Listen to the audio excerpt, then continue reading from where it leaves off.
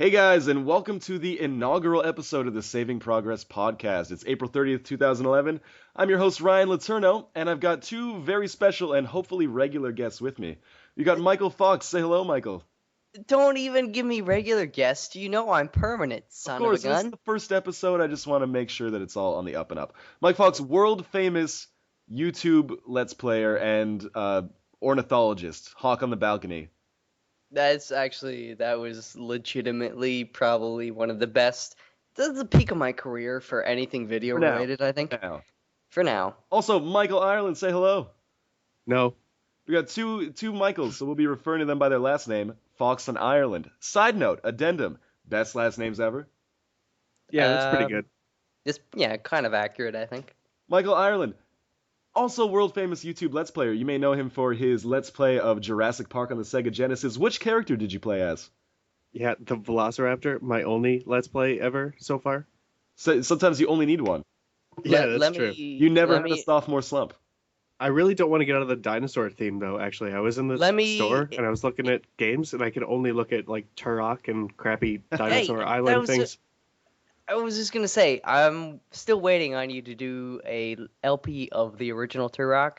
Oh, the original? Okay. The Like for N64 the thing? PC or N60. I played it on the PC myself, but whatever. What? N64 works. Dino Just- D-Day. Dino D-Day just came out based on the Counter-Strike Source engine.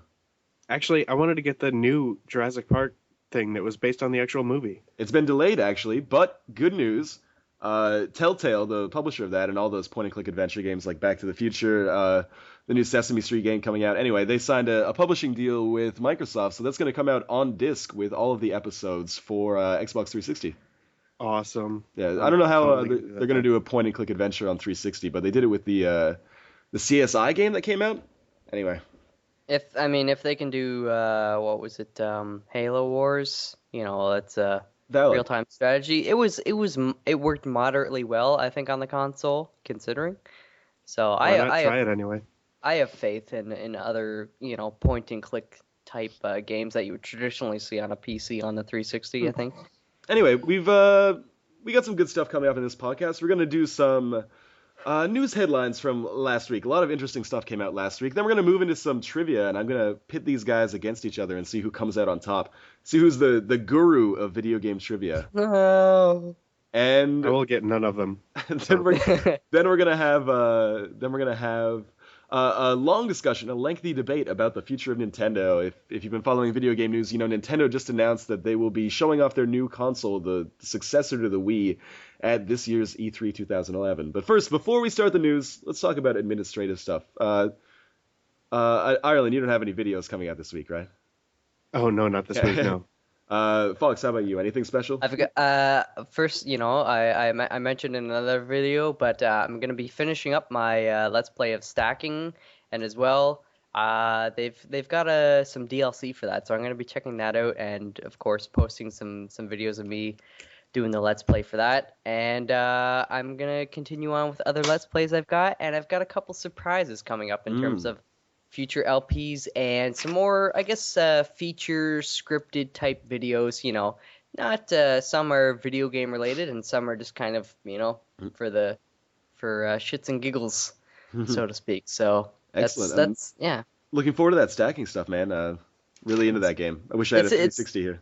I mean, honestly, it's one of the more original, inventive, creative games that I've played on the 360 in its lifespan so far. So definitely check it out. I will say, what's the DLC called? The Hobo something? I actually, Something to do with a Hobo King, something like that. I heard Yeah, it The was. shotgun. Oh, side note, I saw a Hobo with a shotgun. Great, fantastic, way better Yeah. than Machete. Way better. What? Also, yeah, way better than Machete. I promise you. Rutger Hauer, from Blade Runner, but also Canadian. Did you know that was Canadian? The movie. Yeah, Hobo with a shotgun, Canadian. Did not. did not. Yeah, Surprising. it's just coming to theaters in the U.S. It was at some theaters in Canada before.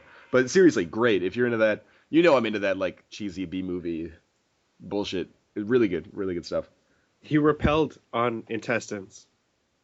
Okay, yeah, Machete did have that scene. On Yeah. the whole, I wasn't that So into Machete. I'm totally into that. I thought What? Machete. I loved it at the time. Saw it again, not blazed out of my mind, and Made a was great trailer. On the fantastic trailer. whole, it feels pretty good. Yeah. Anyway, okay. Me for videos. I hope you guys have been following. Not you guys. I'm talking to the audience here. This is the royal you guys. I hope you've been following my new series, Best Bad Movies. It's actually a good segue from Machete and Hobo with a Shotgun. I'm a huge fan of movies that are so bad they're good. And, I've been doing a series. My first episode was on Mortal Kombat and Annihilation. And my second one was on Troll 2, which I think we've all seen here. Of course. Uh, Beautiful let me movie. just say that first of all, I think the best bad movies on Mortal Kombat is very appropriate, given that obviously Mortal Kombat just came out. We're going to talk about that, first actually, release. in a minute. I played that game with my brother on the Easter weekend. That was some good gaming, so I think that's very appropriate. And Sounds like we're going to talk about it now. Yeah, hey, assholes, I'm still talking to you. And then, I'm going to... Yeah, so Best Bad Movies is going to continue next week. It's going to be... Oh, and the reason I hope you guys are watching it, I put a lot of time into those videos. Scripting, gathering all the footage, watching the movie a couple times, recording, editing. Editing takes me like 75% of my time because my computer is a piece of crap, as you know if you've seen my more recent Meat Boy videos. Bitch. Anyway, no, I'm just saying, I'm not saying it's a bad thing. I'm saying I put a lot of love into this. I want, if you haven't checked it out, check it out. It's good stuff. I hope you like it. This week, Best Bad Movies is going to be a movie that most people probably not have heard of. Probably have not have heard of. It's a Legend of Zelda movie, fan-made, called The Hero of Time, and oh god, it's one of the worst movies I've ever seen in my entire life. Remarkable in the sense that despite being a Zelda movie, maybe 80% dialogue, actually probably legitimately closer to like 93% dialogue. Like one temple and one boss fight, I think. in the entire Actually, movie? they do all the temples and all the boss fights from Ocarina of Time, but Oh, no way. but they do it in a montage. So you have like 50 minutes of bullshit lead in, and then a montage of him beating all the temples, and then it goes to the end of the movie.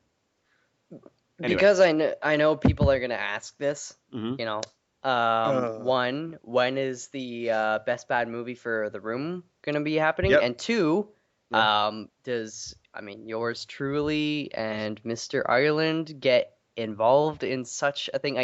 We worked on the Let's Play Of course. of it. I think it's only appropriate that I get involved. I think it's kind of like a monumental movie. I really don't think you can handle it by yourself. Should our homage recreation, coincide with that? Oh, yeah, we could get some footage of that and put it in. But anyway, we'll talk about that when it comes to it. I will say The Room is going to be a marquee episode. I might save it for the end of the series just because I want to be good at making these. I'm knocking out a couple of practice ones right now. I want to really get something fantastic by the time I get to The Room. Also, a side note, the reason I haven't done The Room yet, I don't know if you guys follow Nostalgia Critic, but he did a review of The Room back in July, and Tommy Wiseau Films, actually issued a DMCA on it, or sorry, they said it wasn't fair use, so they got it taken down.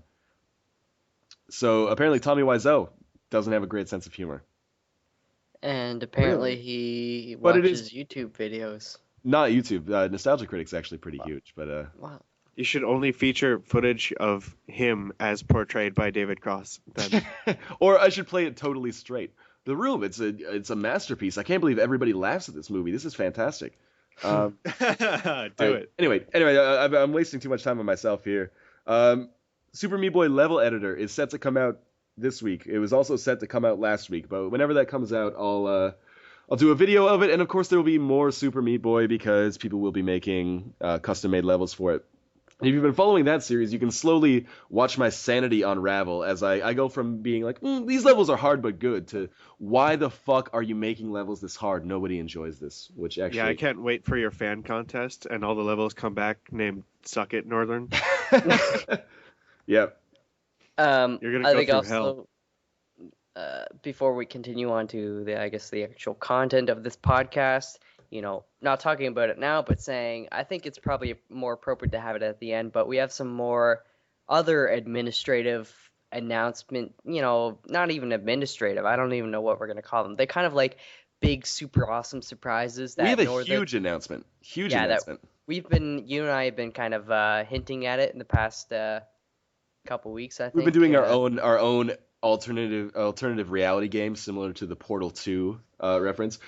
If you guys just play enough independent games, then we'll reveal the secret 2 minutes early. Yes.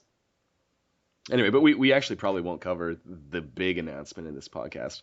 Maybe not, But but I'm not gonna say keep an eye out because like I hate when people say that because it's like, what, are you gonna refresh my YouTube channel like every 10 seconds? Just yeah, you'll see a video when it comes out.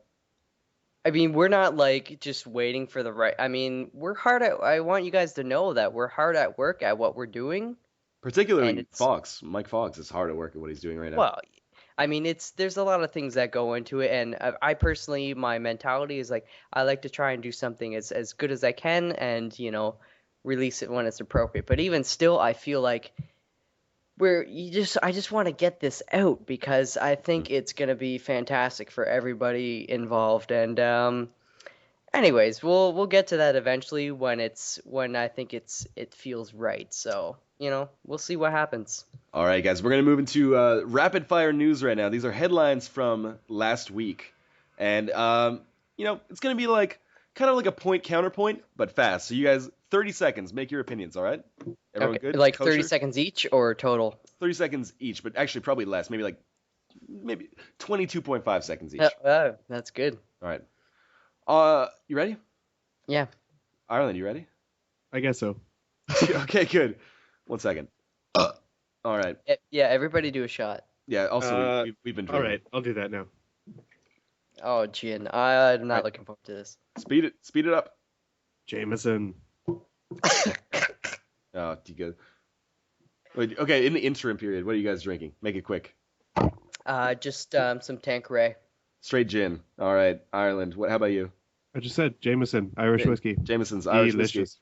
I'm Yeah, drinking Korean cocktail, vitamin water plus soju. Also, it's we started this at noon, so well, actually, I said that like people would look at their clocks and be like, wow, they've been drinking for a long time. You're 14 hours ahead of me, so I am. I'm 14 hours ahead of you, even when I'm in Canada. just so you guys know, like I traveled from a bar in Toronto back to where I am now, and we're doing this podcast. And Northern Lion or Ryan, I am not even calling you Northern Lion. I woke up early to do this. He woke up early, but he's drinking soju in like the crack of dawn. Also, I was smashed last night. I can't believe I wasn't hungover today. He's- Anyway, It's okay. You woke up drunk, really. I did. I never sobered up. Hi, Mom. Okay, rapid fire news. 30 seconds. Okay, everyone, be quiet for 3 seconds. Right now? All right, I'm gonna add some music there in post production. Actually, I'm not. But when people listen to that, they'll think it's funny. All right. Yeah, because I was gonna say like I might be doing some of the edit. It's not important. Rapid fire news and opinions. Okay. Do do do do do do do do do do do. Okay. Big news. Bang! Last week, Mortal Kombat and Portal 2 came out. Did you guys get either of them, Mike Fox? I have not gotten Portal 2 yet, but I have been playing Mortal Kombat 2 like a madman with my Mortal brother. Kombat 9. What? Yeah, Mortal Kombat, kick ass, and probably one of my favorite Mortal Kombat since Mortal Kombat 3. Excellent. Mike Ireland, how about you? Actually, I'm one of those guys that waits until the game releases to form his opinion on it based on, the feedback. Now, because I'm more budget concerned. Anyway, as soon as Portal 2 came out, I decided not to get it. And as soon as Mortal Kombat came out, I've been considering changing my mind on that and going after it, actually, when I wasn't interested in it before it released. Interesting. And Portal 2, I was totally convinced I was going to buy it when it did release. All I'm gonna say is Kung Lao. We got fast. This is rapid fire. Oh, That's good. why that's screw you. Yeah, buddy. I'm done. I was going to say I'm a Sub-Zero man, but... I'm a Sub-Zero man as well. Let me say, on the topic of which one I'm more interested in, I believe that Portal 2 is probably one of the most critically acclaimed games of all time. I believe it's fantastic. I'm more interested in Mortal Kombat. Totally fine, though. Okay, next. PSN gets hacked and has been down for more than a week now. We're approaching like 10 days, and they say it might come back next week. Who's to blame? The hackers or the hacks who made the security? Mike Ireland. Oh, obviously the people who made the security. Like, can you really blame people for being interested in exploiting stuff? And Exactly. Yeah. no, everybody's curious and everybody has a hobby, and you can't blame crackers and hackers for being interested in what they're doing and just testing the security of the stuff they use on a day-to-day basis. Valid point. Test something. Keep it strong. How about you, Mike Fox? Well, I've read some people making some pretty awesome comments on it, saying that Sony has spent more time trying to secure DRM and the actual media itself than securing the data of the people who use their content, stuff like that. Sick burn. Yeah, as well. I actually, for the past couple months, have been considering getting a PS3 just because really want to play Drake's Unfortune, and Little Big Planet 2, stuff like Of that. course, But yeah. this Same has here. kind of made me think maybe I should wait it out for another while and not give up my precious Visa number to somebody who's just gonna give it to a hacker. So I will say, on that topic, who stores credit card numbers in plain text? What is up with that? That's unbelievable. The only site that I know that's not close to the scope of the PlayStation 3 or Sony's reach, but Plenty of Fish, the online dating site, stores your password in plain text, and that gave me the willies. Ouch. But ouch for a number of reasons. don't even. But- You carpet Well, bomber. I have a personal aside, actually, if we Okay, can spare please. some time for a tangent. I had a 360 security threat recently related yes. to that sort of thing. That is true. My, Please tell me about that. Visa account was abused because a couple of people got a hold of my Xbox Live account. I just woke up and I wasn't able to sign in for some reason, but I went online and I was able to sign into my account, so I was curious and I called in. And they immediately helped me set up a new Windows Live ID and get that account associated with it again, got it back in my possession, got it all secure, filed a fraud claim, and I'm just waiting to get my refund, really. So, Excellent. suck on You that, know- Sony. Good customer service from Microsoft. Also, I will say, Microsoft, as a result of the PSN downtime, made Xbox Live free for everyone this weekend or last weekend. I can't remember. Nice. But, so they're being very opportunistic, which is Yeah, good. the only reason I was really security compromised was because they got into my old Hotmail account, and the only reason I still had that anymore was because it was associated with my Xbox Live. So. Yeah. One thing I would just like to say to everybody listening in general, if you have a Hotmail account, like look Yeah, at get rid of it. and get rid of it, because I get so many spam emails. Same. I get spam emails from ex-girlfriends, my grandmother, like all these people. Anyone who ever you had want Hotmail. Viagra? It's like, no, I don't need that for 50 years. Like minimum. Last personal aside, I will say I went to an email cafe in Korea and signed into my email there, and my Gmail got hacked. Really? Oh, really? This was back in November though. So and Gmail sorted that shit out ASAP. As soon as I signed in, they were like, "You're in Korea, that's cool, but there's been all these weird IPs that have signed into your email from like China and Hong Kong and like Qatar." And I was like, "Oh, yeah, my bad." So I changed the password. Very nice. apparently We're cutting it. Yeah, okay, Oh, very nice. Excellent. Okay, side note, we're talking about PSN here. Fox mentioned it a little bit, considering getting a PS3, decided maybe wait a little bit based on the security threat here. The addendum, what consequences, if any, will Sony suffer as a result of this security breach? Mike Fox, talk about, long-term, short-term, whatever you feel. Well, certainly, I feel like, with current consoles that they're not just gaming centric anymore. So, like, a lot of people, they buy them with the intention of using it as, I guess, a multimedia center. So, I think a lot of people are saying that they're canceling their online services. Of course, they can still get use out of the console.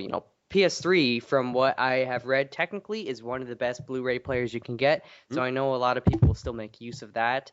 Of course, they've got a lot of a few good exclusive games, but PS3 is a it's good lineup. it's hard.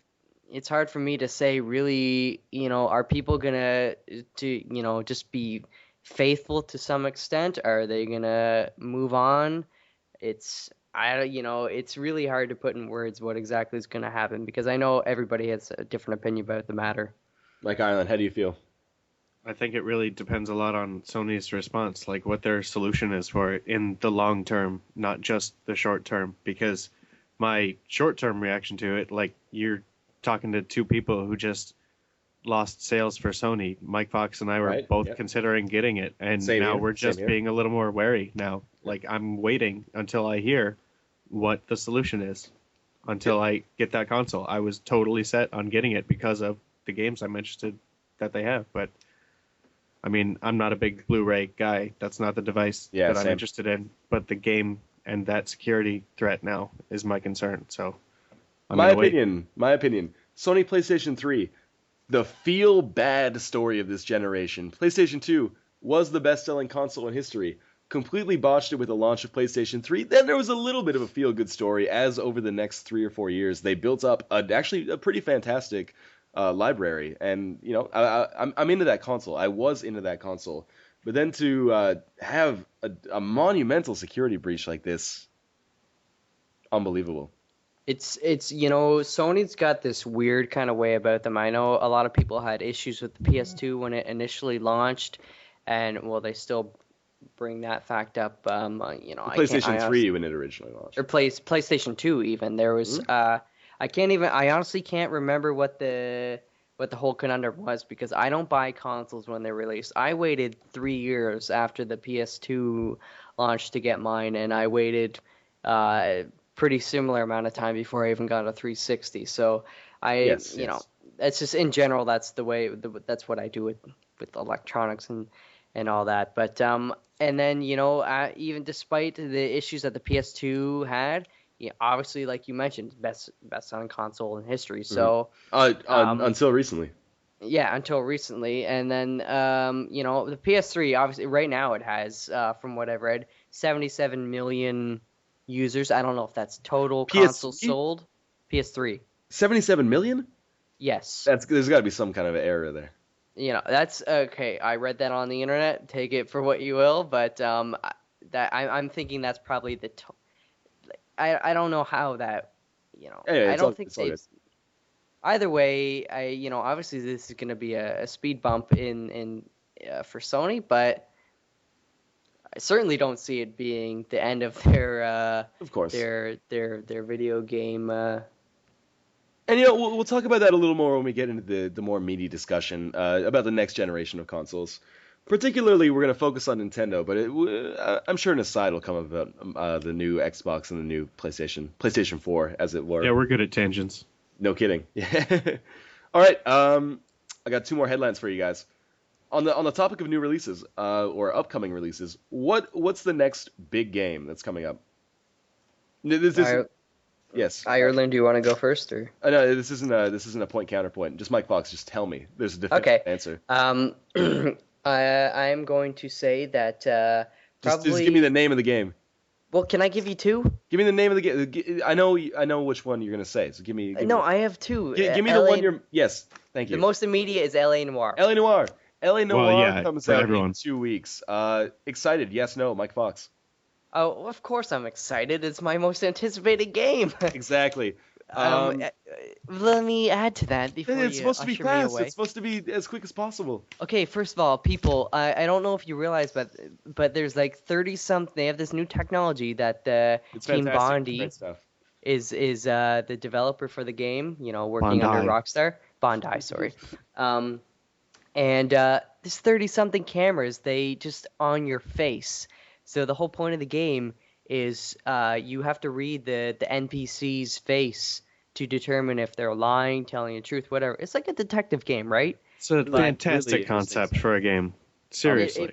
It really is, and I think we're at the point in time where technology is good enough that it's appropriate for a video game. It's not kind of just like, cotton candy. This looks and to wishes. be the proof of that.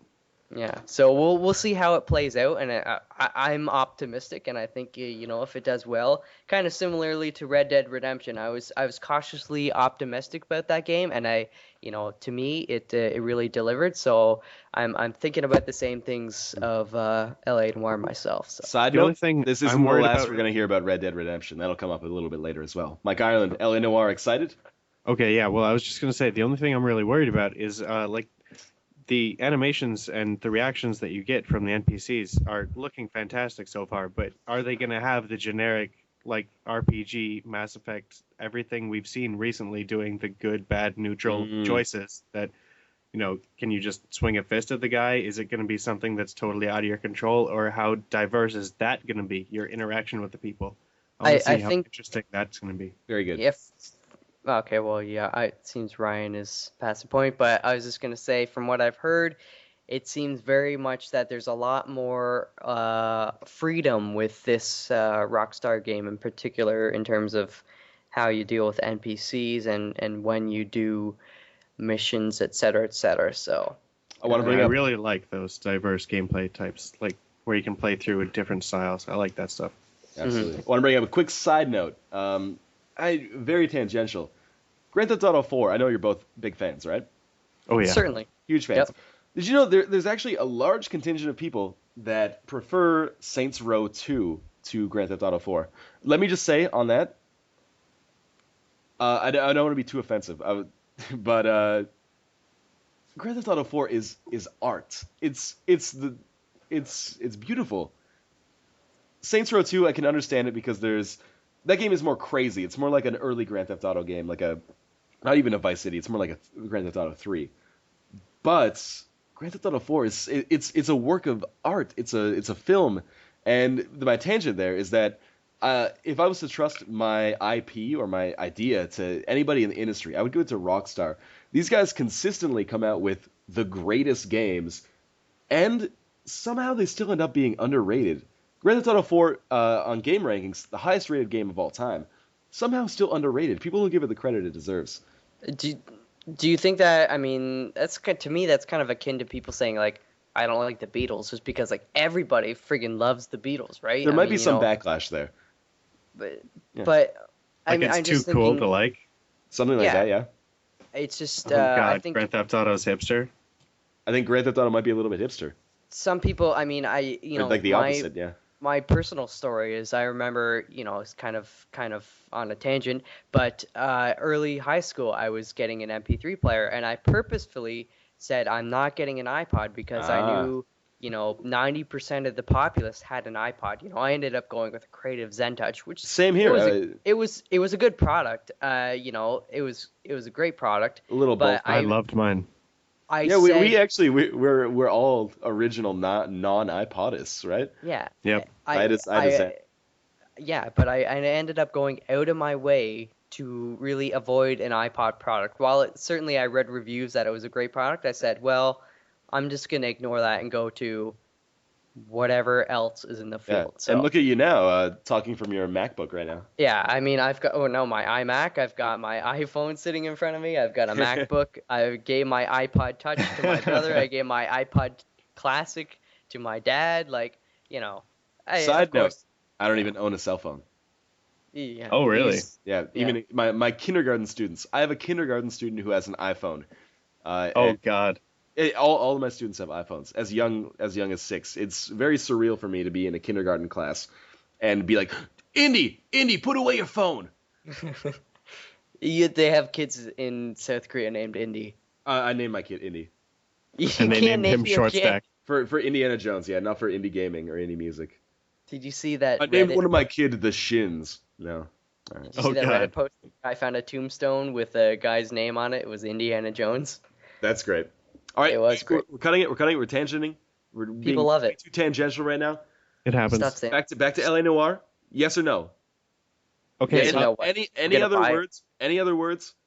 Yeah, other games coming out this year then. Will you Moving buy it? on. Will you buy We all LA said Noir? yes. Everyone's Yes. loving it. Yes, no? Me, no. Yes. I don't have a console. Well, So you don't have it, so I'm buying it though. right. Absolutely.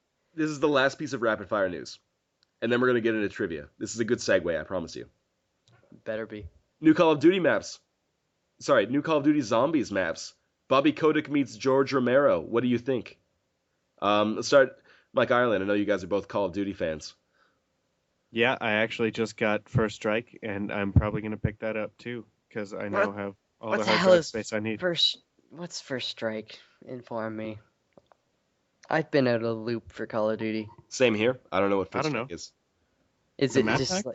like I got the original map pack that Yeah. came out? That was called that's it? First Strike. All right, Okay. good. I think. So. I mean, Mike unless Ireland, I'm completely blanking on the name there. No, actually, Zombies predicts. Yeah, I'll probably get it. Good stuff. Side note, you got Undead Nightmare for Red Dead Redemption. I did. Fantastic. yeah. Oh yeah, Really I good love the apocalyptic, like the 4 horses of the apocalypse. Yeah, Very good. I Riding missed around out on on that. war. I left right about the same time that came out. Oh, it's great Um, stuff. I would like to say something about that. Like I obviously I got it as well, and I beat it, and then I kind of decided I'm gonna go back and play the original game because I only played through it the first time, and actually after playing Undead Redemption, which I'm not trying to Undead discredit Nightmare. it, or Undead Nightmare, sorry. Um, it's a very good game, but when I went back to the original Red Dead Redemption, Hmm? it actually made me appreciate it more because Undead Nightmare, it has a lot to it, but when you go into the original game, it just actually feels like a much more lively world, and just it seems it's just more full, and Yeah, I don't there's know not it. much in the wilderness in Undead Nightmare except for Mm. Yeah, zombies. which I mean is appropriate to that world, right? But at the same time, it just really makes you sometimes you take for granted that Red Dead Redemption was a pretty satisfying game, and I think sometimes people, you know, Let me say forget about this. that. Let me say this. I'm not gonna say I hated or even disliked. I got very bored with the single player of Red Dead Redemption, and you guys know the reason, but I'll tell the listeners. The reason is because every single mission always started with follow me, ride your horse behind me, follow me here. And I understand that that has to be there for, immersion or whatever you would like to call it, to put you into that element of the early 20th century West or late 19th century West. But I just got so bored. They would be like, we're going to have this mission. It's going to be awesome. Uh, Follow me on my horse for 3 minutes until we get there, which I did not like. I did not like at all. But I loved the multiplayer. Multiplayer, very good, and I think people are kind of getting sick of the whole, or some people anyway. Some people are loving it. I'm kind of impartial, but with the whole zombie fad. But if you're still into zombies, if you have Undead Nightmare, the kind of zombie survival mode, it's I don't it's it's not too much of what you've already seen from zombies. It still feels good. If you like zombies, you're gonna enjoy it. I personally enjoy it. But then again, I'm also like a Nazi zombies fan from Call of Correct. Duty. Yes. So, um, And but on that it's note, yeah. Call of Duty new zombies maps. Are you in or are you out? You're gonna buy them? Personally, me, my decision is if I have other friends that are buying it, Mm. I will buy it. It's not Nazi Zombies is not the type of game that I like to play with random people. Mm. Straight up Call of Duty multiplayer, I'm okay playing with random people. Take my headset out, whatever. I'll just kill any random son of a gun. But Nazi Zombies to me it's kind of a more social game. You like to strategize with people. You say you go over to that window, you board it up. By round 5, we're gonna move here, So so for on and you, so it's forth. it's a mass action thing. If enough people get it, that you'll get it. Exactly, yeah. Nothing wrong with that. Addendum. I'm not sure if you guys saw this. Last month, MDP, the marketing firm that does the metrics for video game sales, announced that Call of Duty Black Ops has sold more units in the United States than any game in history. Wow. Even In the U.S., it's moved more units than any game in history. okay. That's The quick trivia question here that's not related to the trivia game we're going to transition to in about 30 seconds. Can you name the best-selling game, the game that's moved the most units on Earth ever? I'll give you a uh hint. It's a console pack-in. You buy the console, you get the game oh, with it. means it Wii Sports. It's Wii Sports. Side note: Beautiful. can you name the second best-selling game in the U.S.? I'll give you a hint. Came out this generation. This generation. Yep, and this is a U.S. sales based on U.S. sales. It's not Modern Warfare 2. It's not a Call of Duty game. Halo 3? Nope. Did we lose somebody on Skype right there? Did we? I'm still hanging out with you, right? Yeah. Mike Fox is dropped. Anyway, we'll continue this for a second. No, not Halo 3. We can just pause, right? And edit the fix in later. We could We'll just do Well, we could have some good moments here too. it. You and I. All right. So it's not Halo 3. Well, I've got no good guesses. Do you know what the best-selling console of all time is?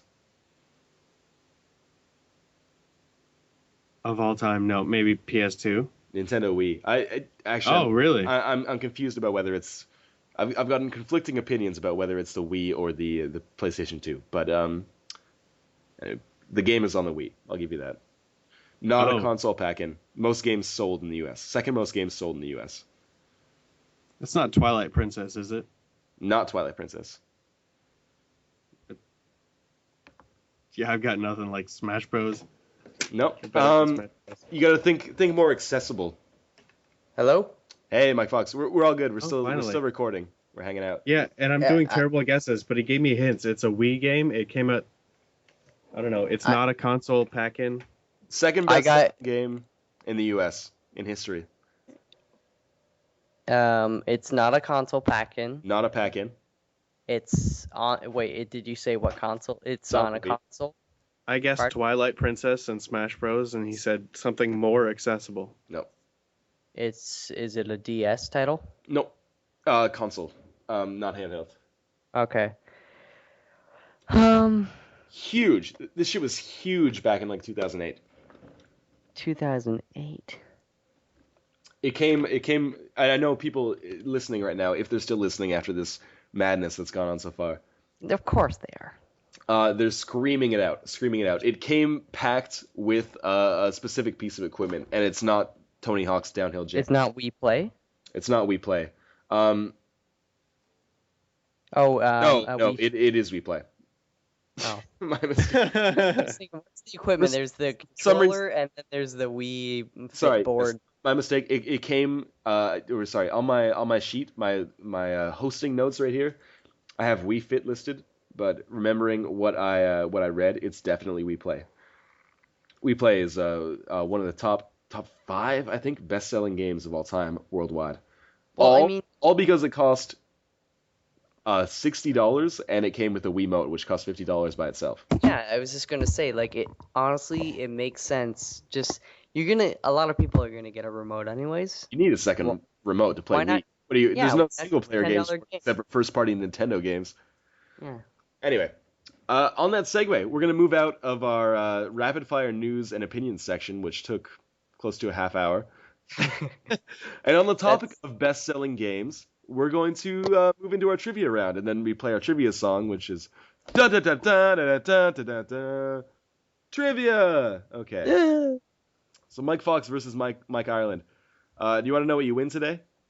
Nothing. Respect. Yeah, you win bragging rights. You win, AKA jack shit. So I got 10 Well, questions here. I'm gonna drink then. Yes, Jack I already Layton finished. I finished my entire bottle of soju. Well, Might as well have fantastic. some. You might have been able to tell 4% alcohol. sloppy hosting. All right, so I've got 10 questions here about the best-selling games of all time. All of this information came from VGCharts.com. So if you got a problem with me, take it up with VGCharts.com. And don't go to VGCharts with an S. That's old school. VGCharts with a Z or a Z. Ooh. It might be American. It's extreme. Yes, I got extremely accurate charts, I hope. So I got 10 questions here, covering a wide variety of gaming, but mainly focusing on N64 and PlayStation 1 onward. I did not go to any questions or any charts that were pre-N64. I don't think they really kept them all that. They're bad. That's the reason I didn't do it. Yeah. Yeah, anyway. So, please help me keep track of your scores. You got it. The winner can defend their title next week on the podcast. I don't really on the care. podcast. This is important. This is the hook. This is the hook. This is where people listen to the podcast and go, "I'm in. Yeah. I could beat these drunk assholes at trivia." You know what? One of these days, I think we'll have to let them have a shot. We'll definitely do a listeners podcast. That'd be fantastic. Certainly. All right, we're gonna start easy. Yes, tell me the best-selling Grand Theft Auto game. Bzzz. Michael Fox. Grand Theft Auto double pack thing. No. Also, I would like you to both answer. I'm not going to tell you whether it's right or wrong. Well, you already told me I was wrong. Double pack is not right. You can have another guess. Mike Ireland, please Like- guess too. There's no buzzing. You just both guess, as quickly as you can, please, so we can move along as fast as possible. San Okay. Andreas. It was my turn. I was gonna say it San doesn't matter. Andreas. Say whatever you want. I said San Andreas. It's not San Andreas. Mike Ireland, San Andreas, final answer. Well, that was my guess. Yeah. You can both answer. You can both be right on the question. That's fine. Well, yeah. Okay. Okay, Mike Ireland says San Andreas. Michael Fox, It's Grand Theft Auto 3. Grand Theft Auto Vice 3. City. The answer is it's not Grand Theft Auto 3 and it's not Vice City. It's Grand Theft Auto San Andreas. I already said San Andreas. But So you guessed the double pack Grand Theft Auto 3, Grand Theft Auto Vice City. And I was just gonna say, okay, it's my turn. My guess is San Andreas. All right, so And Michael, we were just like, Mike Ireland, 1-0. You're beating him. this is Yes. injustice. So Grand Theft Auto San Andreas, steamrolled. 19.06 million copies sold. 19,060,000 copies. I'm still thinking of picking it up myself, actually. Great game. Probably actually my least favorite Grand Theft Auto game in the series, but still fantastic. Apparently, A lot of people disagree with me on that. I've heard a rumor that they're going back to San Andreas for Grand Theft Auto 5. Or Good stuff. something. Now that I'm super into NWA, I would love to see them go back to Compton. Okay. Here's a tough one. Best-selling PlayStation 1 game. Mike Ireland is up 1-0. Again, please, you can answer consecutively at the same time. It doesn't matter. Best-selling PlayStation 1 game. PlayStation 1, fantastic lineup. A lot of great original games that sold a lot of copies. A multiple choice question. Sorry, I didn't want to hang you out to dry there. Is the best-selling PlayStation 1 game Final Fantasy VII, Gran Turismo, there's 4 choices, Final Fantasy VII, Gran Turismo, Metal Gear Solid, or Crash Bandicoot 2? Gran Turismo 1 or 2? Gran Turismo 1. Final Fantasy VII. Mike Island says Final Fantasy VII. Mike Fox. You know, I'll just go with Gran Turismo. Gran Turismo is the correct answer. Ooh, That's what I 1-1. thought. Gran Turismo, 10.8 million copies, if these charts are accurate. Wow. Almost half of what San Andreas sold, which makes me think these charts maybe are not accurate. Here's an interesting question. You guys, what's your favorite console from the last generation? Like Xbox, PS2, GameCube? Yes. It's hard for me. You know, I had It's an the Xbox Xbox. originally, and then I got another one with my brother. I got a PS2, It's but not, I will. it's the Xbox. Yeah, No, there is it a is, correct answer because, here. Okay. It is Um, Xbox. Okay. You know, Halo. I would like to say the story. We're moving. We're Oh. moving. Fudge you. It's important we keep momentum here. There was yeah. disappointment. There was a new console that set a great wasn't standard for disappointed itself, in and anything. there was the console with shovelware and a Oh, lot of great yes. stuff I love behind Gran it. Turismo 3 and 4. Halo came to me at a surprise, and it was fantastic because it was a surprise, not Great because segue. everybody. Great segue. What's the best-selling game on the Xbox? This is not a trivia question. Just tell me what you think. Well, Halo. Is it Fusion Frenzy? It's actually Halo 2. No. Oh shit! Of course. Halo 2 is because I think Halo they made a pack-in. That when I bought my Xbox, there was a pack-in that lasted for like 2 years, and it was the original Halo and a copy of Amped, the snowboarding franchise that I Yeah. love them. unfortunately never really took off. But anyway, They're coming back. anyway, that was not a trivia question. Here's the tough one. The second best-selling game, Halo Combat Evolved. What's the best-selling non-Halo game on the Xbox? Multiple choice. Was it Fable? Huge game, Peter Molyneux. Splinter Cell? Ubisoft started a huge franchise. Which Splinter Cell? The first one? First Splinter Cell. Okay. Star Wars Knights of the Old Republic. BioWare really putting themselves on the map for mainstream gamers. Maybe. So Splinter Cell, Fable, Star Wars Knights of the Old Republic. Oh, those. KOTOR. Mike Island says Knights of the Old Republic. I'm gonna go with Splinter Cell. Michael Fox jumps out to a 2-1 lead. Splinter Cell, Ah! best-selling non-Halo game on the Xbox. If you'd said Chaos Theory, I would have guessed that. Well, 2.9 What about Pandora tomorrow? 2.91 million copies for Splinter Cell. Chaos Theory is just like definitively the best of the series. I like Pandora like- tomorrow. Pandora tomorrow is good. I remember Introducing playing, that multiplayer, that horribly imbalanced multiplayer with the spies and mercenaries. So good. I remember having so many great memories. The spies had a gadget that was a camera that could also shoot out nerve gas that incapacitated people. Also, the spies could jump on people's heads. I remember Yep. glitching the game a little bit to get inside of the mercenary spawn. You would gas them. You'd put a spy camera right next to this automatic door that opened, and then you would gas Such a them, dick. and they'd fall asleep. and then the door couldn't close because it would just like keep bumping into their legs, and then the spies would run into their spawn, and just every time they spawn, you just jump on their head and break their neck. Oh man, that was or the spies. I'm breaking my own rule here of I'm talking, glad you exploited the system. but the spies could grab people and like use them as a human shield before they break their neck. And this was the best part of the multiplayer, is that spies and mercenaries normally couldn't hear each other, but when a spy grabbed a mercenary like that and was about to break his neck, you could like speak to him like you were going to whisper. So, I swear to God, that was one of the greatest multiplayer innovations. So you'd grab the guy and be like, I'm going to fuck your mother. And then he died. Every time he spawned, you just jump on his head and he'd like spawn and fire wildly. Also, the reason I never got good at Splinter Cell Pandora Tomorrow multiplayer, apparently I'm a huge pussy. I would always get scared as shit when I was playing as the spies or the mercenaries. I'd be like, oh shit, I thought I saw a shadow over there. And then some guy would like jump on my head and break my neck. Oh man. Anyway, Fox is up 2-1 right now. Okay, we're on question 4. This is a tough one, very tough one. Xbox. The sales on the original Xbox are a little bit muted, a little bit lower because the Xbox was not popular at all in Japan. But I will say, failed. Dead or Alive games were very popular in Japan on the Xbox. This is an abstract question, not multiple choice. What's the best-selling non-Dead or Alive game on the Xbox in Japan? Ninja Gaiden? Dead or Alive volleyball. No, that's Dead or Alive related. That was up there though. Mike Fox I bet it was. Ninja Gaiden. What? Mike Fox says Ninja Gaiden. It's Gaiden. Whatever. Mike Ireland. Original Xbox game in Japan. In Japan. I don't know, something mech related. Take something. Pick a game so I can move on. I don't know, Shenmue 2. Shenmue 2. That's actually a pretty good guess. You're both wrong. Michael Fox is closer, but I'm not giving him a point. Ninja Gaiden was in the top 10, I think.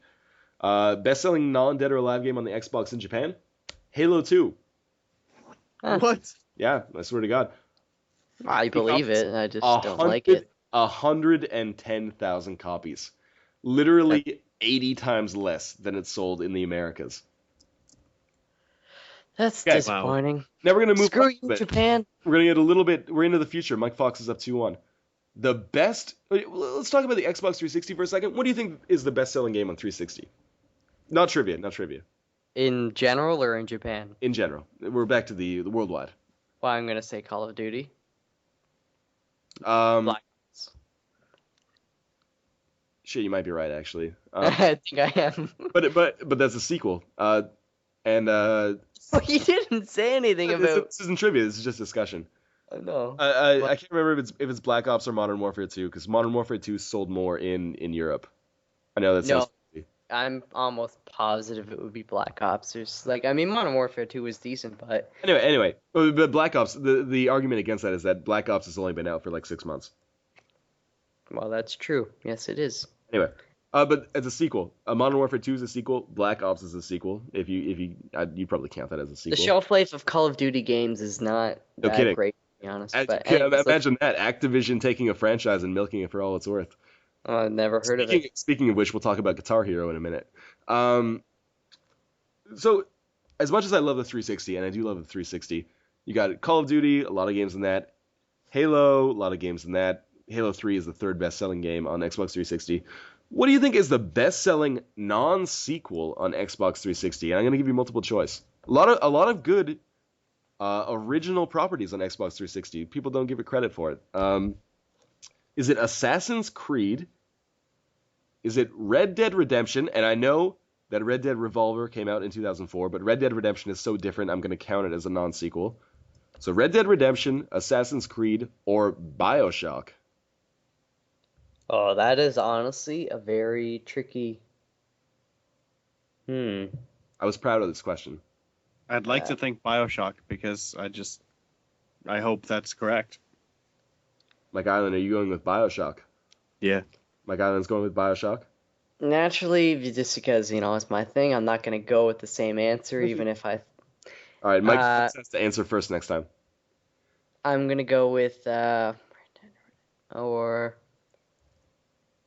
I'll just go with Assassin's Creed.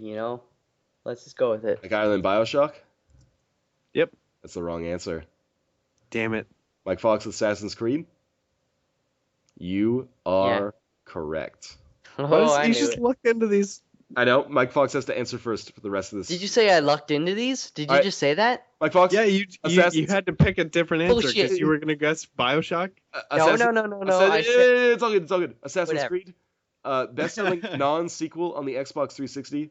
3.6 million copies. We're gonna take it back a little bit. This one, not multiple choice.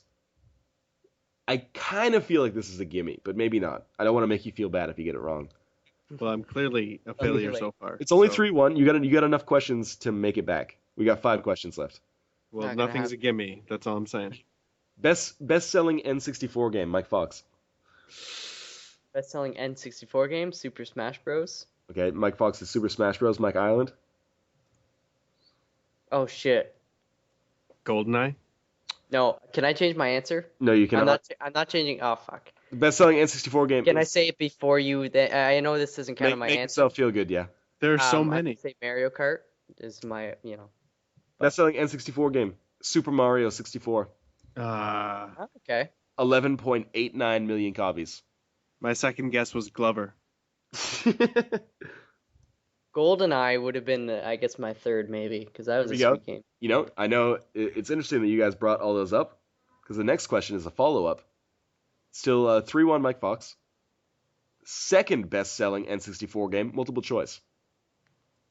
Mario Kart 64, GoldenEye 007, or The Legend of Zelda Ocarina of Time. Puck. This is meant to be a tough question. I'll go with Mario Kart. Mike Fox is Mario Kart. I'm torn between the latter options, actually. GoldenEye or Legend of Zelda Ocarina of Time. I'm going to go with Ocarina of Time, because that's Yes, Time. the first one I came to, actually. Can But I I- went with GoldenEye on my Okay. first answer. I'm gonna say the reason I went with Mario Kart is, if I remember correctly, I got a N64 for I was 8 years old, Christmas, and I think it included the package with Mario Kart. So I don't know if Mario Kart ever had a pack-in. When I bought my N64, it was the only Nintendo console I ever bought that did not have a pack-in game. mine was from Oh, really? Costco though. It was like a Costco pack, and so maybe I that think I that got was why. 1080 snowboarding with mine. Oh, yep. So that's where Microsoft took the impetus for their amped pack-in, clearly. Side note, I played 1080 snowboarding about 6 months ago. Combos really hard to execute. Tony Hawk's Pro Skater really revolutionized that genre. Oh, yeah. But also Activision has run that franchise into the ground, so we'll not talk about that. But okay, Mike Fox, your answer: Mario Kart, GoldenEye, Legend of Zelda, Ocarina of Time. I said Mario Kart. Okay, Mike Ireland, Zelda. it's Mario Kart. Knew it. I knew it. Mike Fox, Obama. Mike Fox, 4-1. Mike Ireland, Wow. you've got to run. You got to run these questions. Mario Kart. Oh, Mario Kart 64. We got 3 left. Mario Kart 64, 9.87 million copies. 9,870,000. No multiple choice on this one. Best-selling RPG of all time. All time. Mike Fox. Best-selling No RPG. multiple choice. I'm really not that familiar with early RPGs. I'm going to say, fudge me, Tony. RPG.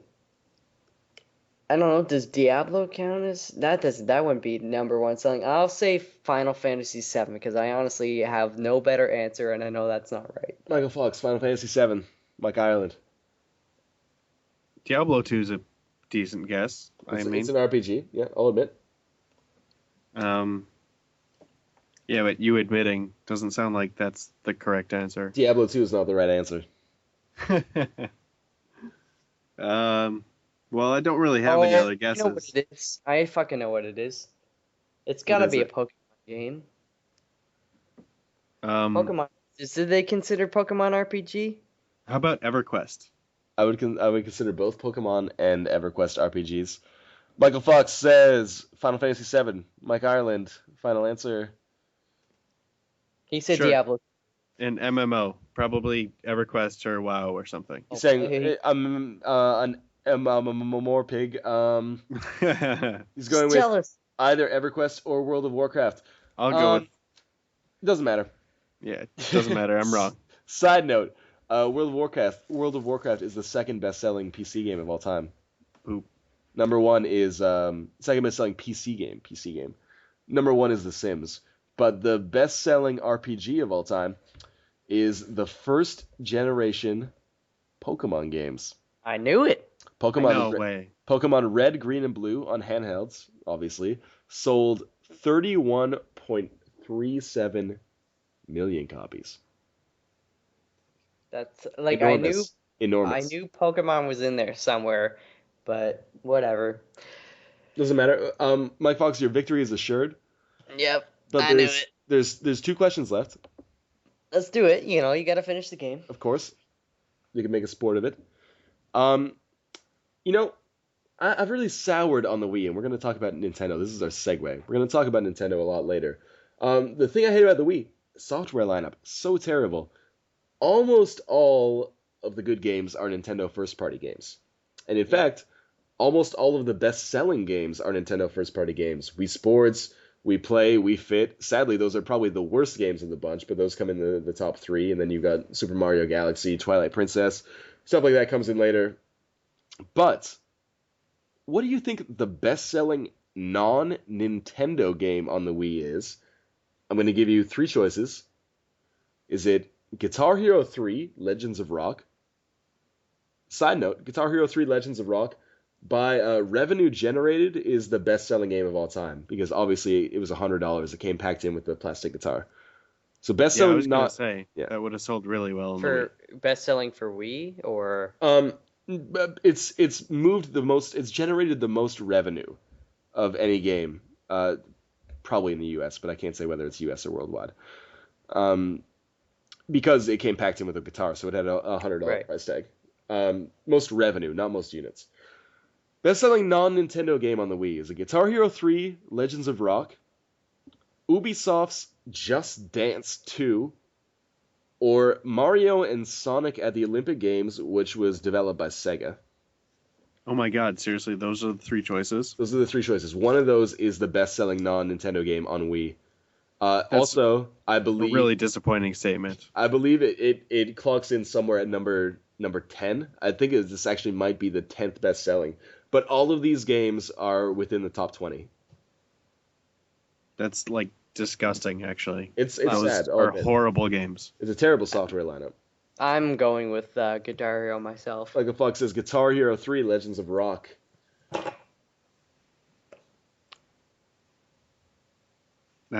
Sure, why not Just Dance? Just Dance 2. My second would be Mario and Sonic, but... I hope it's not that. You're both incorrect. Oh, yeah, God. I told you. Number 10 best-selling game on the Wii, Mario and Sonic at the Olympic Games. Summer Olympic Games, just so you guys know. There's also a Mario and Sonic at the Winter Olympic Games that has sold 7.72 million copies on the Wii. Wow. Yep. Every other game in the top 10 is a Nintendo first party. The next best-selling non-Nintendo game on the Wii, Ubisoft's Just Dance 2. Okay, so the first best-selling non-Nintendo game still has Nintendo characters in it. Yes. That's what you're saying to me. You definitely chose the best-selling non-Nintendo game that also has non-Nintendo characters in it. Great. But I only... Yeah. Oh, never mind. It's all good. Mario and Sonic at the Olympic Games. Last question. All right, the score doesn't matter at this point. It's 4-1, Mike Fox. Best-selling version of Guitar Hero 3. We talked about Guitar Hero 3 a little bit in the Wii. But Guitar Hero 3, we mentioned, one of the best revenue-generating game of all time, or the greatest revenue-generating game of all time. A lot of versions for that. That came out PS2, PS3, 360, Wii. I think it might have come out on DS as well. But anyway, that's not relevant to the trivia question. What do you think the best-selling version of Guitar Hero 3 was?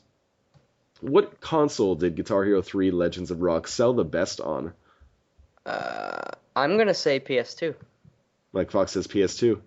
Yeah, that's a smart guess just for the sake of numbers, but 360, I guess, because the next generation was out by then, and that's what a lot of people were doing. Not just out, it was deep. Guitar Hero 3 came out in 2007, fully 2 years after the 360 launched. Anyway, Yep. Mike Fox is right. It is PS2, but it's Of close. course. It's very close. PlayStation 2, 4.67 million copies, 4,670,000. The Wii, not far behind it. Even though this is like the 20th best-selling game on the Wii, it has 4,450,000, so only about 200,000 shy. And then after that, Xbox 360, 4,310,000, so only about 100,000 short of the Wii. So on our first trivia contest, the winner is Mike Fox by a score of 5-1. Convincing victory. Yay. You win bragging rights, so next episode you have to come back and defend your title. I'm not gonna brag. My hope is that sometimes we will have listeners on the show, hopefully charismatic listeners, so they can keep the podcast going as well. Yeah. And they will challenge whoever won last time. I would love to have like a Beat the Geeks situation going. Maybe you guys aren't familiar, but there's a Toronto radio station called Q107. It's like classic rock. Oh, and they do it Q107. I listened to that over here in Dayton, South Yeah, I Korea. told you. I already said you're not familiar with it. Anyways, they do like every morning. They have a, this one guy, Ryan Parker. He's the defending kind of guy, and you have to beat him in trivia. So And it's you win kind a of free pizza. usually, actually, I think recently they've been giving away tickets to the Pink Floyd World Tour kind of thing. That's So fun. it's kind of cool. But anyways, that's it works out well. So I think we can run with it. It'll work. Anyways, I'm gonna shut up. All right, so with the trivia done, we're gonna move on to our meat eat discussion, our main discussion topic. You may have Stop noticed. making me hungry. I apologize. It's 2 p.m. here. It's prime lunchtime. You guys should be going to bed. I'm just Nope. starving, though. I should It's- be eating. Anyway, Nintendo has announced that they are going to showcase the successor to the Wii at E3 2011. So, based on what I've seen, it's going to be something. The controllers are going to be unique as well. It's not going to be a standard gamepad. It's going to have a screen built in, and the screen is going to be capable of 1080p, which is whatever. And Why? it's yes, Because valid. they can. And it's going to have connectivity with the DS. There's not a lot more we know about it, but considering E3 is not very far away at all, we'll probably have a good bead on Nintendo's new console in about a month or two. And I will say the last piece of information I want to bring up is that this console is set for release next year. So, let's talk about Nintendo's new console. How do you feel about it? Questions that you can ruminate on. Based on the Wii, is Nintendo still a gaming company or more of a gadget company? How will Nintendo's gamble... I'm just going to bust out a lot here. How will Nintendo's gamble of a 2012 release help it with sales? For perspective, Xbox 360's successor and PlayStation 4 are set to come out about 2014, as we know it right now. This generation is going to last longer than usual.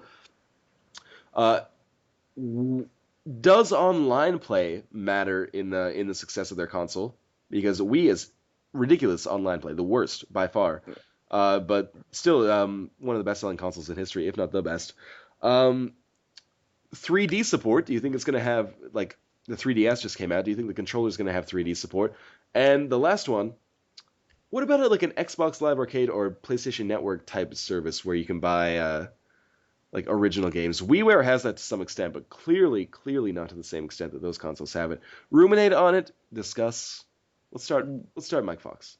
Well, what I was gonna say is that, it seemed pretty evident early on in the Wii versus 360 versus PS3 that, obviously the 360 and the PS3 were competing head to head in terms of hardware, just trying to push realism in games and stuff like that, whereas the Wii just seemed more kind of happy to go about their own route, slightly different, but obviously when you look at sales, Nintendo is always doing well. I personally I own a Wii and I haven't played it since I bought it pretty Same here. much. My Wii got Um, stolen, and I barely miss it.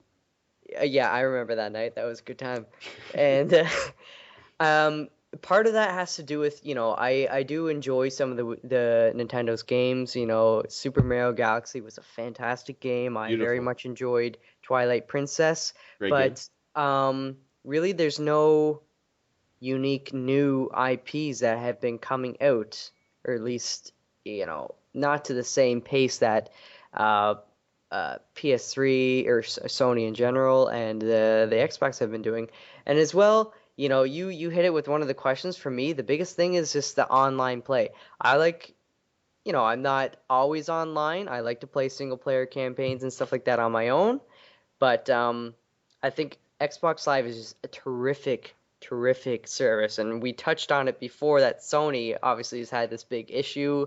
They don't quite match up to the 360. I think Microsoft has just really run away this generation anyway with their online service. And for me, one of the biggest things, if I even consider getting the next generation of Nintendo console, is how do they handle the online game and as well the whole multimedia portion. Because you look at any console, they all have browsers made for them, they all Hmm. have Netflix and various other services. It's kind of like I don't even know how to describe it because they're becoming more and more like PCs, but at the same time they're not because like everything's becoming TV centric, or it's taking consoles are taking over the family room. So I'm kind of interested to see how Nintendo handles this one, just from a gaming perspective. But even that's only one half of it. It seems at this point in time. So To be fair, I'm gonna pass it off to Mike Ireland.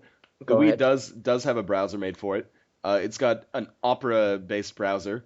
Yep. Side note, $10.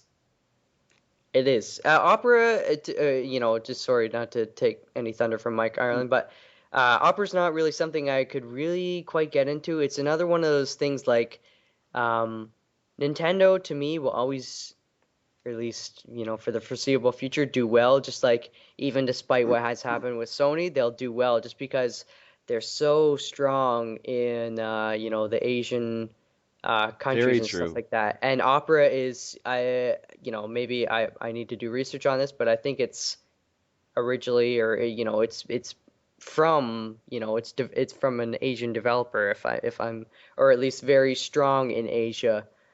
So I think it's kind of weird. Obviously Nintendo and Sony are very successful in North America, but Mhm. conversely, you see things like the Xbox 360. It's not, and it's particularly the Xbox, just not really hitting home in the Asian countries as much as Not at all, it's yeah. yeah. So, anyways, pass it off to Mike Ireland. Yeah, What Mike what what Ireland, are how your do you thoughts? feel? All right. Well, I think what they're gonna show us at E3 is gonna be impressive, and everybody's gonna be just wowed by it because they're good at the novel presentations, and then they're good at making sales. Like they're definitely going to be on their own, and I think that's going to be something that Very true. they're going to make more evident as more generations go on by releasing like 2 years apart from the other consoles.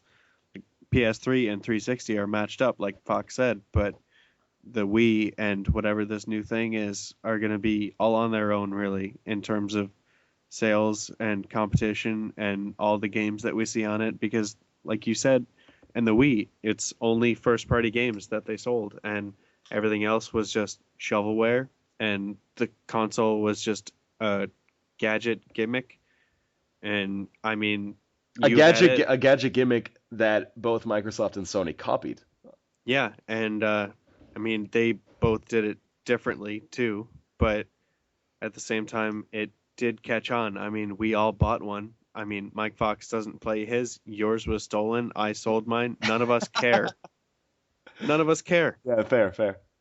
So, like, that's what the game is, like, or the console is. We all bought one, but none of us I give a think shit. a lot of that, maybe that has something generational kind of thing. Like I know a lot of kids that are 8 years old, you know, they play the Wii just like we used to play the NES or, I used to play PC gaming. It wasn't, it just didn't even register that it was a gimmick or is, Mm. like, oh, I could play this or this. It's just like Nintendo Wii, I'm gonna go play Star Wars, whatever. Just like, I feel bad for those kids.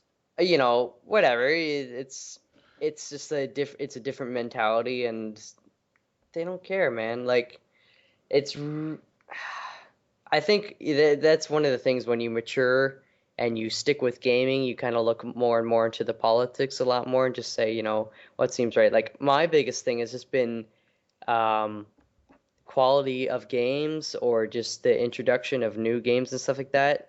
Like I mentioned earlier, it doesn't seem like Nintendo is really obviously Mario has been Mhm. around for a long time and they can bring any new Zelda game, any new Pokemon game, just like instantly will sell really well. But to me, it's just like, does that seem right? Like, I don't know, that's a question to you guys. Does that seem right? Like, they come out with Pokemon, every new Pokemon game they come out outsells the previous, even though typically it's just a few different monsters. Like, Actually, this new Pokemon, they got rid of all the Pokemon before and created yeah, all new ones. I don't And they agree with all that. suck. Yeah. They all suck.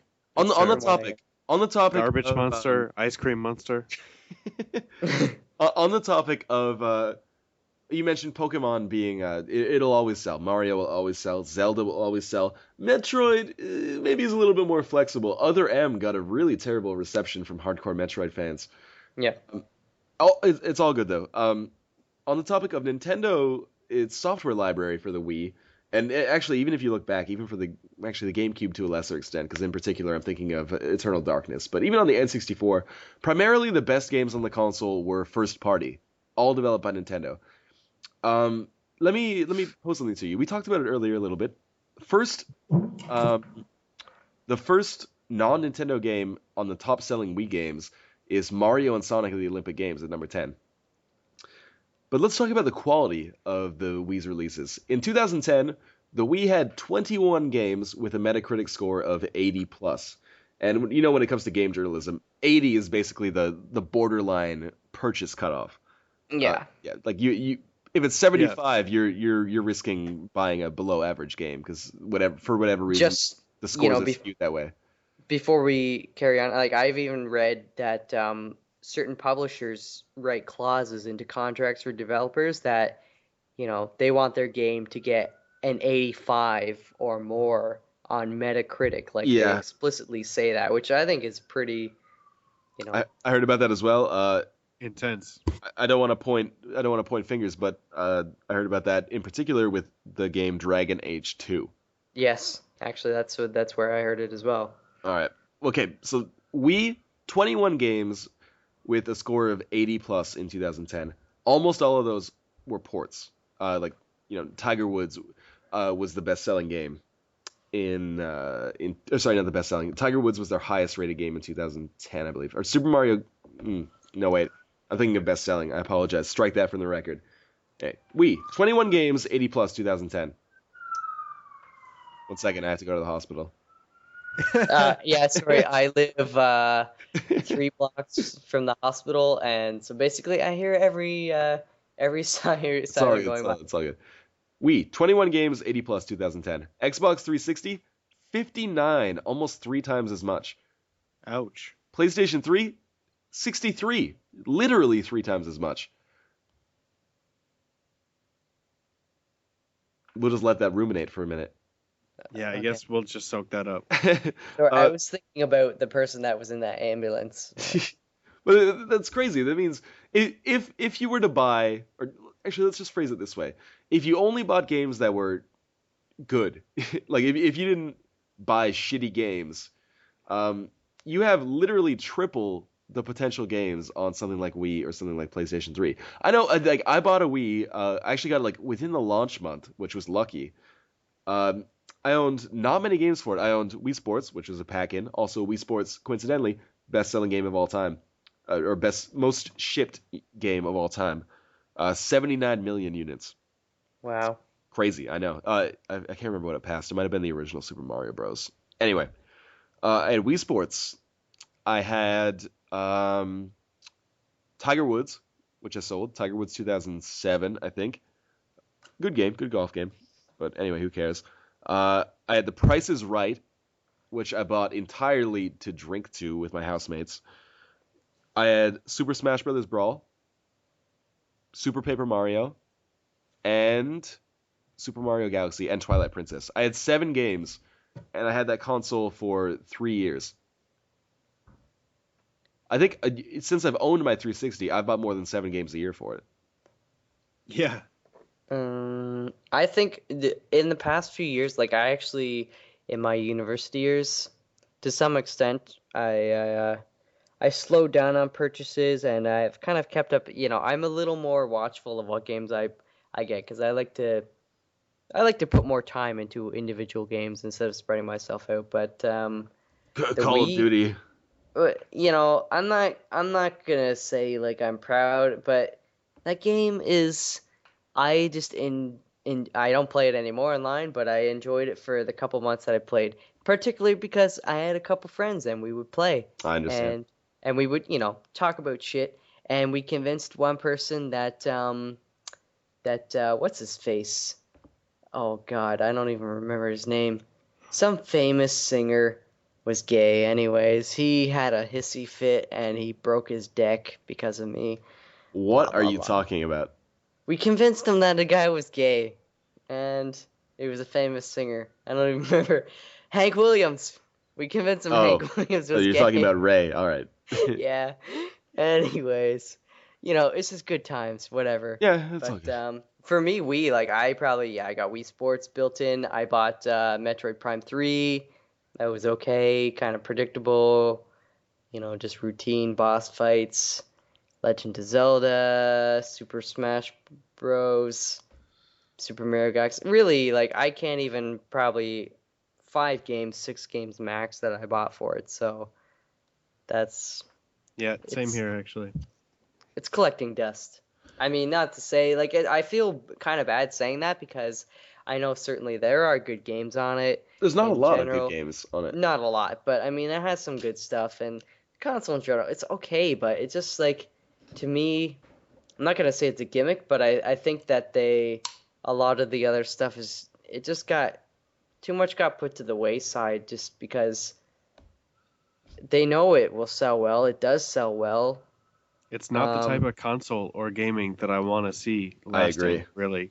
To And to right. be honest, that's you know, why I don't support it anymore and just not interested in it anymore. I don't think it will last. I think it'll sell well still, and I think it would make like a great children's console. I think like Nintendo would be really wise to come out at E3 and release this thing and say we're only going to ever release 10 games for it, and that's 10 all we're first going to party release. games. Yeah, And they would still sell like a mad tons. motherfucker, Yeah.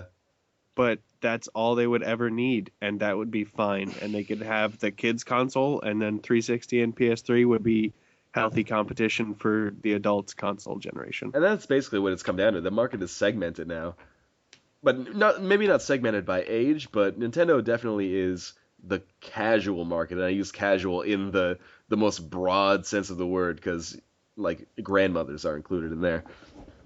But I will say with PlayStation 3 coming out with Move and Xbox or Microsoft, I should say, coming out with Kinect, um, almost all of those games, with the exception of the Harmonix Dance Central, which is apparently pretty good, have been shit. I think it's basically impossible to develop a good game that's based on motion controls, and there's a few reasons.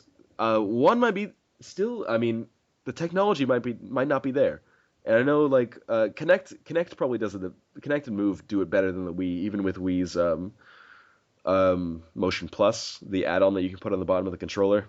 They do Yeah, much better. more gyroscopes or something. But yeah, Connect and Move do it better than the Wii. But it's still they all come across as gimmicks, and I don't think there's ever gonna be a game where we're like, oh, motion control here is really essential. Like there's never gonna be like a Heavy Rain that comes out, and you're like, oh, I can open my own doors. To me, it's similar. You look at 3D movies or whatever, and there's just certain genres where it's just not appropriate. You think, okay, maybe Avatar or just action films in general, some of them, okay, whatever, maybe 3D works, but Yeah. are you ever gonna watch Meet the Fockers 3D? Like, I just don't understand. How about what you linked to me the other day, the Hoodwinked sequel? Like the first one was really well received actually, and really popular. And this one they released really quickly just because of the 3D gimmick popularity. Yeah. And it's got like 8% Yeah. on Rotten Tomatoes. Last time I looked at Hoodwinked 2, and also that 2 is spelled not TWO. It's Hoodwinked TOO. Hoodwinked 2! Exclamation point. And that's not a pun. They're just dumb.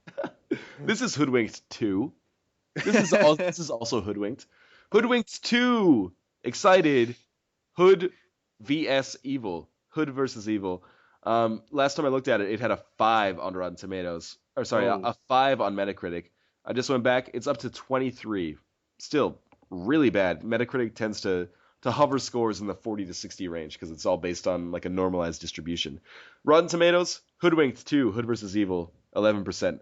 Thor, 94. Really excited for Thor. But anyway. Yeah, I'm so excited to see I don't know why I'm not at all excited. I just don't. Just watch a trailer. I have watched Side it. note, Hobo with a Shotgun, 88. That's good. What about Evil Dead? Evil Dead 2? 100%. Yeah, Evil Dead and Evil Dead 2 are sterling. Evil Dead 2, favorite movie of all time, next to Eternal Sunshine of the Spotless Mind. Yeah, we all heard that. Back to Nintendo. We talked. Mike Fox brought up the issue of 3D movies. Nintendo just came out with a 3DS. Again, I will say, 3DS, very poorly received games. Let me take a quick look on Metacritic for the how the 3DS games were received. Not well, if I remember correctly. Yeah, how many of them were for sale when the game or console came out, by the way? There was 4 to 8, something like that. Well, let me say, neither of you have played the 3DS, correct? Fair, yes. No. I was at PAX, and Right. they had actually my favorite booth that I played or was actually able to get into, because a lot of the booths you literally had to wait almost an entire day to get into, and they weren't even playable. The Nintendo booth was fantastic because they had, I think it was probably 4 times 4. They probably had at least 16 handhelds. The wait was very minimal, and you could be playing there for as long as you want.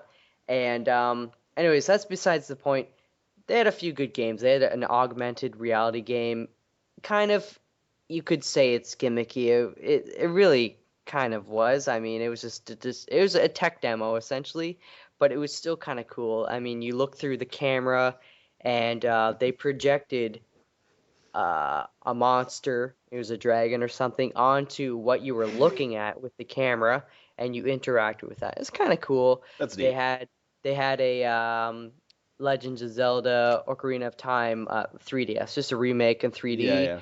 Yeah. Icarus. They had Dead or Alive, Street Fighter, and a couple other games. And honestly, I'm not into it, but at the time when I was playing Legend of Zelda, I almost convinced myself to get a 3DS just to play that, to have that experience over.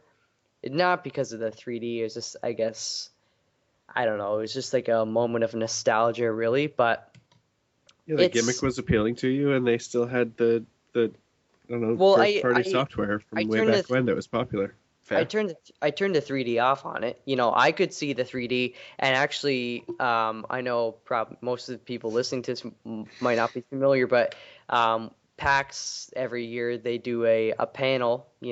Penny Arcade has a comic strip for those not familiar, and the theme of that comic strip was the fact that some people just can't see the 3D on the 3DS. I would count myself in that. I haven't played the 3DS, but I imagine I'm really sensitive when it comes to motion sickness. So the 3DS probably would not fly with me with the sensor or the option cranked way up. I mean, there's just a percentage that just aren't able to see it too. Probably. Yeah. Oh yeah. Well, people with one eye. It's. I mean, For me, I could see it, and it was pretty decent. But I'm really just glad in general that they had the slider, just because sometimes you just don't want 3D. And I know for certain things it can give people headaches, or I found at times it was kind of hard to focus because you have to hold hold it a certain distance to really get proper focus and stuff like that, which sometimes that just becomes too tedious. So, I know it's gonna sell well, and just in general from hardware and everything, it was decent, but I want to bring up two things with respect to the 3DS. Is that okay? that's fine with me. No. Guess how many games have been released for the 3DS so far? It came Mm, out on March 22nd. I'll say 15. Double that. In between, it's 20. Guess how many games have above an 80? 3. 2. 1. Super Street Oh. Fighter 4, so a port. Really? Super Street Fighter 4 3D edition. And as a segue, Nintendo's really bad for putting the gimmick of their console in the name of the game. For example, Super Nintendo, Super Mario World, etc., Super Punch-Out. How many games of the 20 do you think have 3D in the title? Well, 18. I know Zelda does. Zelda's not out yet. Ah, well, I played it and it was great. So Said it was 20? 20 games total, yeah. Yeah, so 18. 18. I will say I'll go with 15 again. It's actually only 9, but that is almost half.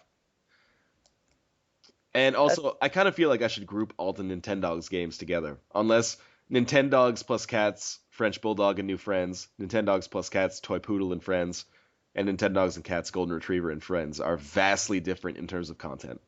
Well, I mean, you did group Pokemon Red, Blue, and all those together. Dude, that wasn't me. That was VGCharts.com. Yeah, well, that's you and everyone who agrees that those are separate games. And The those thing make is, sales. though, a lot of people, like, I bought gold and silver because I was a son of a bitch. I bought red and blue. Yeah. And yellow. I only bought red, honestly, but, I kind of got sucked in after red. I was just like, oh, I need more. And it was, it kind of sounds like we're trashing on Nintendo, maybe are, but Favorite game of all doesn't- time is a Nintendo game. yours is? Mine, yes. What is it? Super Mario World. Typical. Number 2, Braid. I'm way into platformers. As anyone watching this past the 2-hour mark will be probably familiar with already. I honestly, I can't even really, it's hard for me to pick a favorite game. I don't even know. I Back honestly to don't know. Nintendo for a second. We're talking about the 3DS. Nintendo's new console. Built-in screen on the controller. Yep. Do you think it's going to have 3D? God, I hope not. Honestly, I hope not. Well, that's a friggin' expensive controller. No, but that would be a great moment at E3. So yes, it's going to have 3D. I mean, They're yeah, going to like want to make that announcement. they've already done it. In the previous, with GameCube, was it GameCube or Wii? You could use the DS or the Game Boy. Yeah, there was the sorry, Wii. on the GameCube you could plug in your Game Boy Advance. Yeah, Game Boy Advance. Peripheral that could connect it. Yeah. I don't know. It just seems like I should say, side note, natural. they're doing that with the Wii successor as well. You can plug in the DS and use it as a controller. I don't know if it's a 3DS or the regular DS. It might be both. But It'll be like, all. Yeah. I'm thinking though, like, okay, maybe you have the screen on it, but 3D, like, is that going to be too distracting, like, from the actual console and the TV itself that you're playing? Like, what would really honestly be the benefit of having a screen on the? I mean, there has to be something, like, but 3D, I'm not sure it would be worth the extra cost. Like, frig me. The problem with Nintendo consoles recently, from the Wii onwards, let's say, is that first party everything seems to be golden. Nintendo's come out with some bullshit for the Wii. Wii Play is not a good game, but anyway, I'm harping on things that came out 3 years ago. Third parties cannot develop for it. On the top of my head, I can think of one game for the Wii that was, sorry, two games that were developed by third parties that were received really well. One of them is Mad World by Sega, and the other one is No More Heroes. And I guess Yeah, I was just gonna. No More Heroes sequel as well. Dude, you forgot Red Steel. That's my favorite game. Red Steel 2 is one of the games from last year that got an 80 plus on. Really? Oh, really? Yeah, it got an 80. And actually, most of those games, when I said we had 21 games that came out that got an 80 plus, most of those games were sitting in the like 80 to 83 range. Because Red Steel, the first one, was. I remember my cousin bragging to me about it, and we played it, and it was like one of the worst controlling games I've ever played. It was just. Well, like when the Wii came out, it was the same problem. It's like Red Steel was a launch game. Yeah. And I remember it did not get a good critical reception when it came out, but I almost considered buying it just because there was a huge absence of good games to play when the Wii came out. There was Twilight Princess, which is still fantastic. Actually, Twilight Princess was the first Zelda game I ever beat. And then there was Wii Sports. Wii Sports, unequivocally, inarguably the second best game that came out for the Wii in its launch period. Twilight Princess #1, Wii Sports #2.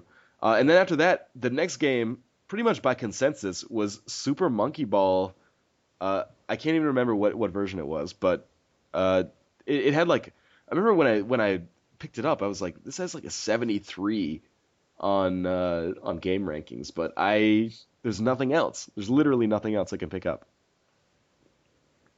There's a huge software problem on the Wii, and if the Wii successor diverges even more from traditional gaming by having a built-in screen. Let me preface this by saying I don't think the Wii is going anywhere. I don't think Nintendo's going anywhere. They're kind of just creating a different market for themselves.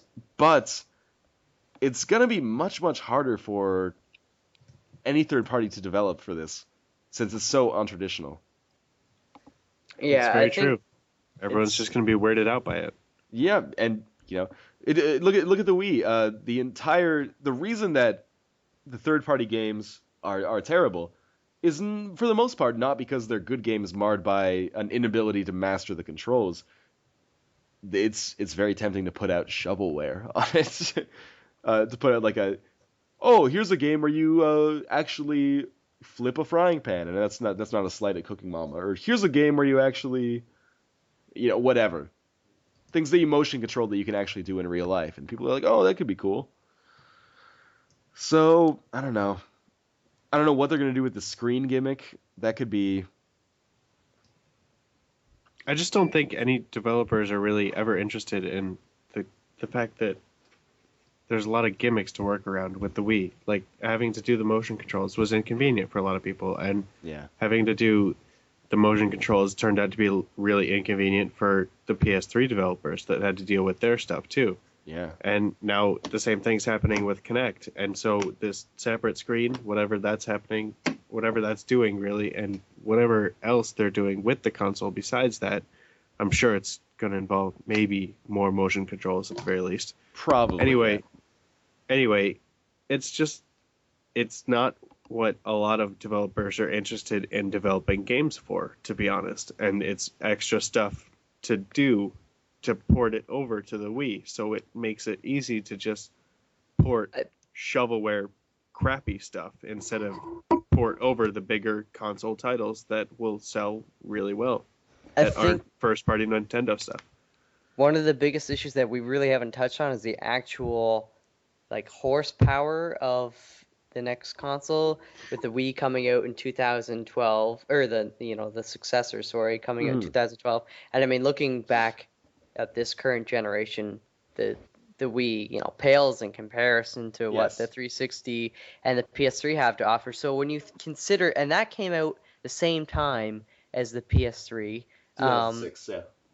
So what's this coming out 2 years earlier, and Nintendo's always been focused on the fun of the game and not exactly how many pixels are presented or what have you. So, but given that this next generation is going to be 2 years ahead, how is that going to work for these ports? I mean, you look at games released on the Wii as is, and it's just like their ratings and everything and controlling and is pretty atrocious. Almost always less critical acclaim for the Wii version.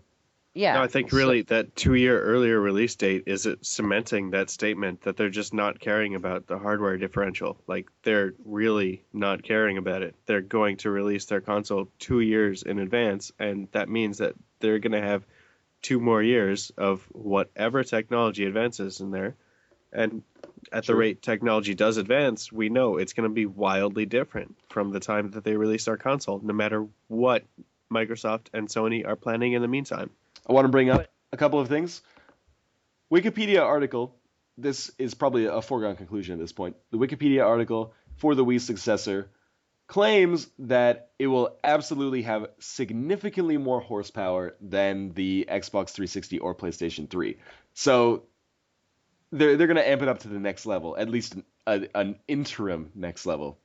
yeah. But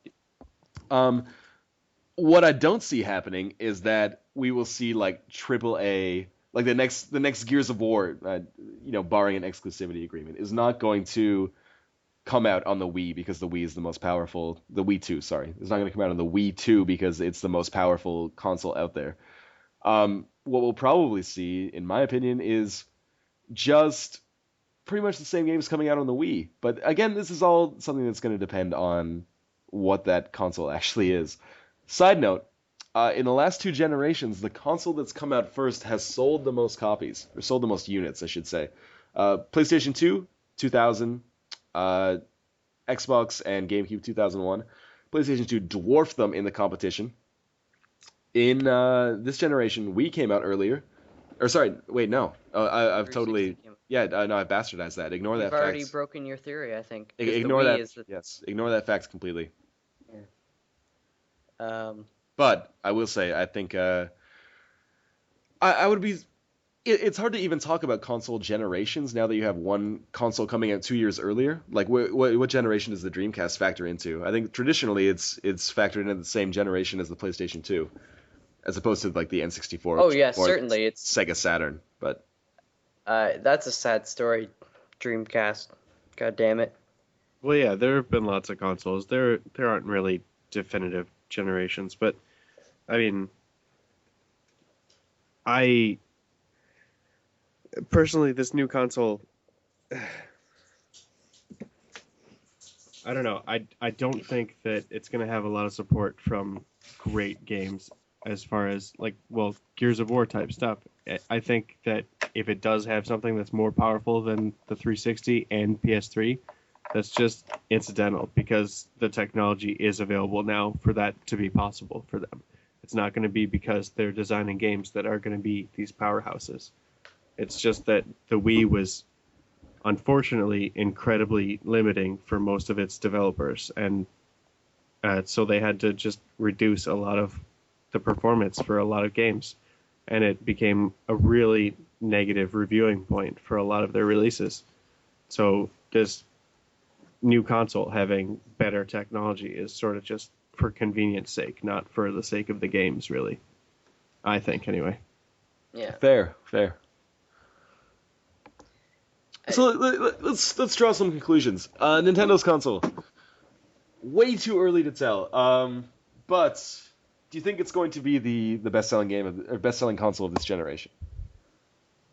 Probably. This next generation? Yes, the one upcoming, the upcoming in 4 years. It probably, to me, it doesn't make sense not to say so. I think it will be. I will say, to play devil's advocate, PlayStation 2, nobody saw the PlayStation 3.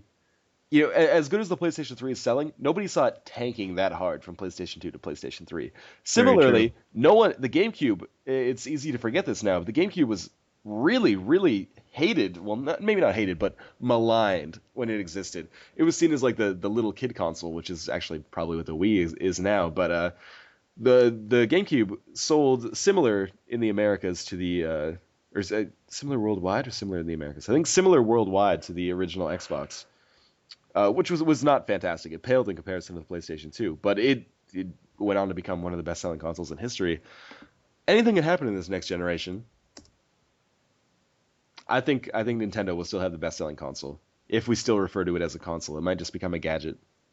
Yeah, that's one of the sour, like, it gets sour for me when I look at consoles, and again, like, it just seems they're getting so much closer to PCs, and PCs for the past few years, it's, have becoming multimedia centers as well, and it's just so hard. The only difference for me is just to say that consoles are much more regulated, in terms of the fact that, again, hardware is fixed, right? You're not Yeah. upgrading whatever's in there, and developers and publishers have their standards, whereas PC gaming, of course, there's not limitations in terms of hardware, but again, so many games now are multi-platform releases that they have to restrict what they can do on the PC so that they can release it on the Wii and the 360. Wow. I apologize. I'm quite sick. I was listening though. I was sick earlier I this wanna week. I wanna do some rapid fire conclusions here. All right, give her. All right. So sales, Nintendo, highest or not highest? Next generation. Oh, Highest. yeah, I'll say highest. Yeah, All for right. sure. So we have consensus there. Um, I would I- like to see Microsoft succeed as the alternative, though. Same Like- here. Me too. Yeah, why not? As far as being more PC-like and the overall entertainment experience and delivering solid games as well, I can see them succeeding over Sony. with all Microsoft's. The foibles they've had with Sony's new console. I'm a huge fan of what Microsoft has done in the gaming market so far. People can say what they want about Xbox Live, and actually this is probably the best argument to bring up at this point. The fact that it's a paid service versus PSN that's free. Well, We need actually, dedicated servers for a paid service. We need dedicated servers, and Yep. we'd be fine. very true. And also, 1 versus 100, which was fantastic, but we won't talk about that right now. Yeah. But what I was going to say is that I've never had my credit card data stolen from Xbox Live, but obviously Mike Ireland has. Well, still only because it was Hotmail. Yes. Not their fault, really. But okay, so Nintendo, we're all done with that. How about Nintendo's online? Next console, is it going to remedy Nintendo's kind of phobia of online play? Yes or no? To me, if they don't do something with their online play, it's just they're too friggin' stuck in the past, and People have been saying that since the GameCube came out. yeah, like, okay, GameCube, whatever, I just, like, what's with it? Just logically, when you think, what is the most appropriate way to play online with your friends? Is to have a separate friggin' code, 16-bit code, I don't even know how many codes. Hey, add me to Animal Crossing, here's my code. Right, Add yeah. me to Pokemon, here's my code. It just doesn't seem manageable. It just does not seem like, I don't know. So It- do It you wasn't think intelligent. you think really. it's important? You think getting online play or like dedicated online for this new Nintendo console is important? I think it's important, but even more, it's just like it's important in terms of what it says about the company. All right. Like Fox says it's huge. Mike Ireland, I how do you feel? Depends on whether or not they care about it, really. I mean, if they're just out to get sales and just put those consoles into people's houses for the sake of... I mean, we played multiplayer games on the Wii. We actually got them into our living room, and 4 of us would sit around and play the Wii together. It's not Right, like we ever played it online. So if they say at E3 that they're going to do something in response to the online play that they've seen from the other consoles, then that'd be interesting to me, but I don't think it's been a concern traditionally for them, and I can't see that changing unless they've interpreted Microsoft and Sony's success in that field as something they want. I 100% agree with you. I do not think Nintendo is going to focus on online in any context with their next console. Next question. I had a really good point, but I've totally forgotten it. Oh, fantastic. Okay. Oh no. I remember now. This is kind of fallen by the wayside a little bit now, but how important is it, or is it important at all, that the Wii plays a standardized format like a Blu-ray, which is, I guess, one out over HD DVD now? How important is that the Wii has a Blu-ray player? Um, Let me just say, PlayStation 2 played DVDs. Xbox played DVDs. PlayStation 3 plays Blu-ray. Xbox 360 does not, because they went with the HD DVD format, They right, tried. and Yeah. which is fine. Yeah, and they have Netflix on that now, so it's all good. Yeah. I honestly, I don't think that Nintendo's gonna focus on Blu-ray. Well, one, obviously, it's Sony's technology, but two, and I wouldn't disagree with them. Just like everything is going online, and I know Sony itself, I forget who it was that worked for Sony, but they said not everything will be going digital this next generation, but certainly obviously things are going more and more digital, so I would more bet on them having some kind of centralized service where it's a lot easier to download games digitally, or at least have some sort of cloud service. I know you've got Yeah. what is it, On Live, where you don't even have to download the game. On Live, which I will say was marketed as this is going to kill consoles, and Yeah. nothing has really come of that. I think people like a sense of ownership, and a lot of times like physical ownership, as well, just in terms of collection. Gaming is a culture, right? And people like those special editions where they get the Master Chief's helmet or whatever, they get the gas mask or the duffel bag and stuff like that. I think a Or the lot of Jeep. people, yeah, there's a certain sense of what do you call it? Sentimental value to just discs in general, being able to open up the manual, having a map, and what have you. So I I'll think give you that, but I don't think that's the reason On Live failed. Because no, because Steam is trucking along strong, and there's no physical ownership with Steam. But I think it was a publisher thing that console publishers are very wary of transmitting their data in that type, because I think piracy would go a little bit more out of control than it already is. Yeah, it would go crazy. yeah, I mean, I don't, I'm not too familiar with piracy technology involved with it, but that's always an issue. Excuse me, with publishers and developers in general, and I like to pay for things that I appreciate, and I think, it's not cheap. I was reading today the average video game costs $20 million to make Oh or yeah, to yeah. produce, and takes approximately, again on average, 2 years. So when you think about it, It's that's a lot that's of a work. lot of Yeah. money. That's a lot of time. So I can Yeah, understand that's piracy why I being like my collection. yeah. So. Eh, Yeah, I think we're probably kind of running out of steam at this point, to be honest. Oh, on the podcast. Yeah. All right. Well, as far as my answer to that, I Yes. think the Wii, I don't see it coming out with Blu-ray or anything related to that.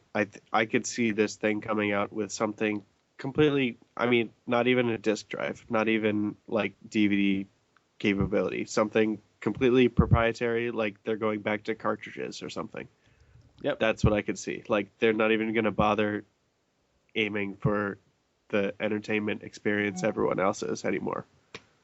I could definitely agree with you on that point. All right. Last segment. We're gonna finally end this marathon podcast. It's been good though. I've been It has enjoying been. For the first time, it's nice to go long. And okay, so the last segment, this might take a while to think of, but we're gonna do something called Bricks and Bouquets. Are you familiar with this game? No. Bricks and Bouquets. Bricks and Bouquets is like a thumbs up, thumbs down thing that you do. So every week we'll give a thumbs up to something in the gaming world and a thumbs down. So we throw bricks at something. Exactly. Okay. Hey kid, suck brick. Suck brick, kid. I'm a computer. Stop all the downloading. Oh. I'm gonna give a brick to you, faggots. Hey. I'm gonna edit that word out in post production. You should just be like, to you, awesome dudes. Yeah, to you, awesome dudes. Um, There you go. all right, I'm gonna start. We'll start with bricks. You want Uh, us to throw a brick at a well, brick? I'm taking the easy answer. I'm gonna give a brick to Sony this week. I can't believe that there's what can you even say? So many millions of users have their data compromised. If there's one thing that we can take from this, hire the hackers. That's did Sony do that? Who did that? They hired the hackers. Definitely was not Sony. Or not Sony, but I don't know, some kind of big company. I don't know if it was video game related or just Minecraft? Oh yeah, Um, Minecraft. They're hiring modders, which is Yeah. slightly different, but same principle, I guess, kind of. I honestly though I thought I remember Sony a few months back some kind of obviously not to this extent, but there was some sort of hacking. Maybe I'm confused, but I don't know. Anyway, yeah, cool. So my brick is to Sony. I storing the credit card information in plain text. I can't get over that. My, I like. I would not trust a forum that stored my stuff in plain text. Uh-oh. Yeah. Psych. Well, I know it's not safe plain text, but anyway. No, I mean to me that just like that is negligent, irresponsible. It just seems like how many people are involved in that decision, even lower on the chain, higher on the chain. You just think like, does that not register to you? Like, what does that say about what the rest of the company is doing? That the security of your users is in something that I could open in text edit. Yeah. Like, it's just unfathomable. I just don't even, I'll throw a couple bricks at that for crying out loud. It's just dumb. It's a dumb idea. All right, bricks. I've got a good one actually. Excellent. I don't have access to my keyboard, unfortunately, so I can't check up on the name of the guy. But one of the developers of Dragon Age 2, I found a couple posts by him on the official forums, and he was trying to weasel out of the reason for bad sales figures for Dragon Age 2 by blaming it on the fact that Dragon Age Origins got all these boosts from releasing around Christmas time, and Dragon Age 2 didn't. So it's just kind of a bitch move to I can be like, understand well, yeah, the last game was around Christmas. This one's not selling so well because we didn't have that help, and it's not because it fucking sucks in every way. As a side note, let me say that there was a large controversy surrounding Dragon Age 2 because there was a BioWare employee actually busted kind of stuffing the envelope of Metacritic reviews. Yeah, a lot of them actually giving details on cut content in advance that was going to be made for DLC sales later on. A lot of that coming down as orders from EA, like just take this out, make it a DLC pack for later. It's kind of unfortunate. That review that was fabricated by a BioWare employee. The immersion and combat of this game are unmatched, a truly moving and fun epic. Anything negative you'll see about this game is an overreaction of personal preference. For what it is flawlessly executed and endlessly entertaining. Go fuck yourself. Yeah, seriously. Yeah. For what it is, which is shit, it is flawlessly executed. Mm-hmm. Okay. For a piece of crap, it's pretty good. It's cleverly written. It is. I can't see any issues with it. I think the guy's right. And also, I'm going to give a secondary brick. EA, who published Dragon Age 2, responded to this review controversy with a statement to Kotaku. Here's what it says. If you don't hate EA, you probably will after you hear this. Of course the people who make the game vote for their own game. That's how it works in the Oscars. That's how it works in the Grammys. And that's why I'm betting that Barack Obama voted for himself in the last election. Oh my God. I don't support that.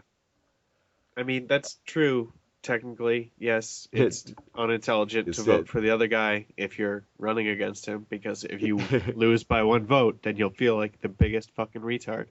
The problem, of course, is that in an election, it's you versus someone. And I guess in EA's mind, Dragon Age was competing with all those other big games that came out that week, like Hollywood Squares on Wii. Do they still have that fat guy with the big No. blonde beard and the thick glasses? Oh, Bruce Valanche. Yeah, I love him. I have no idea.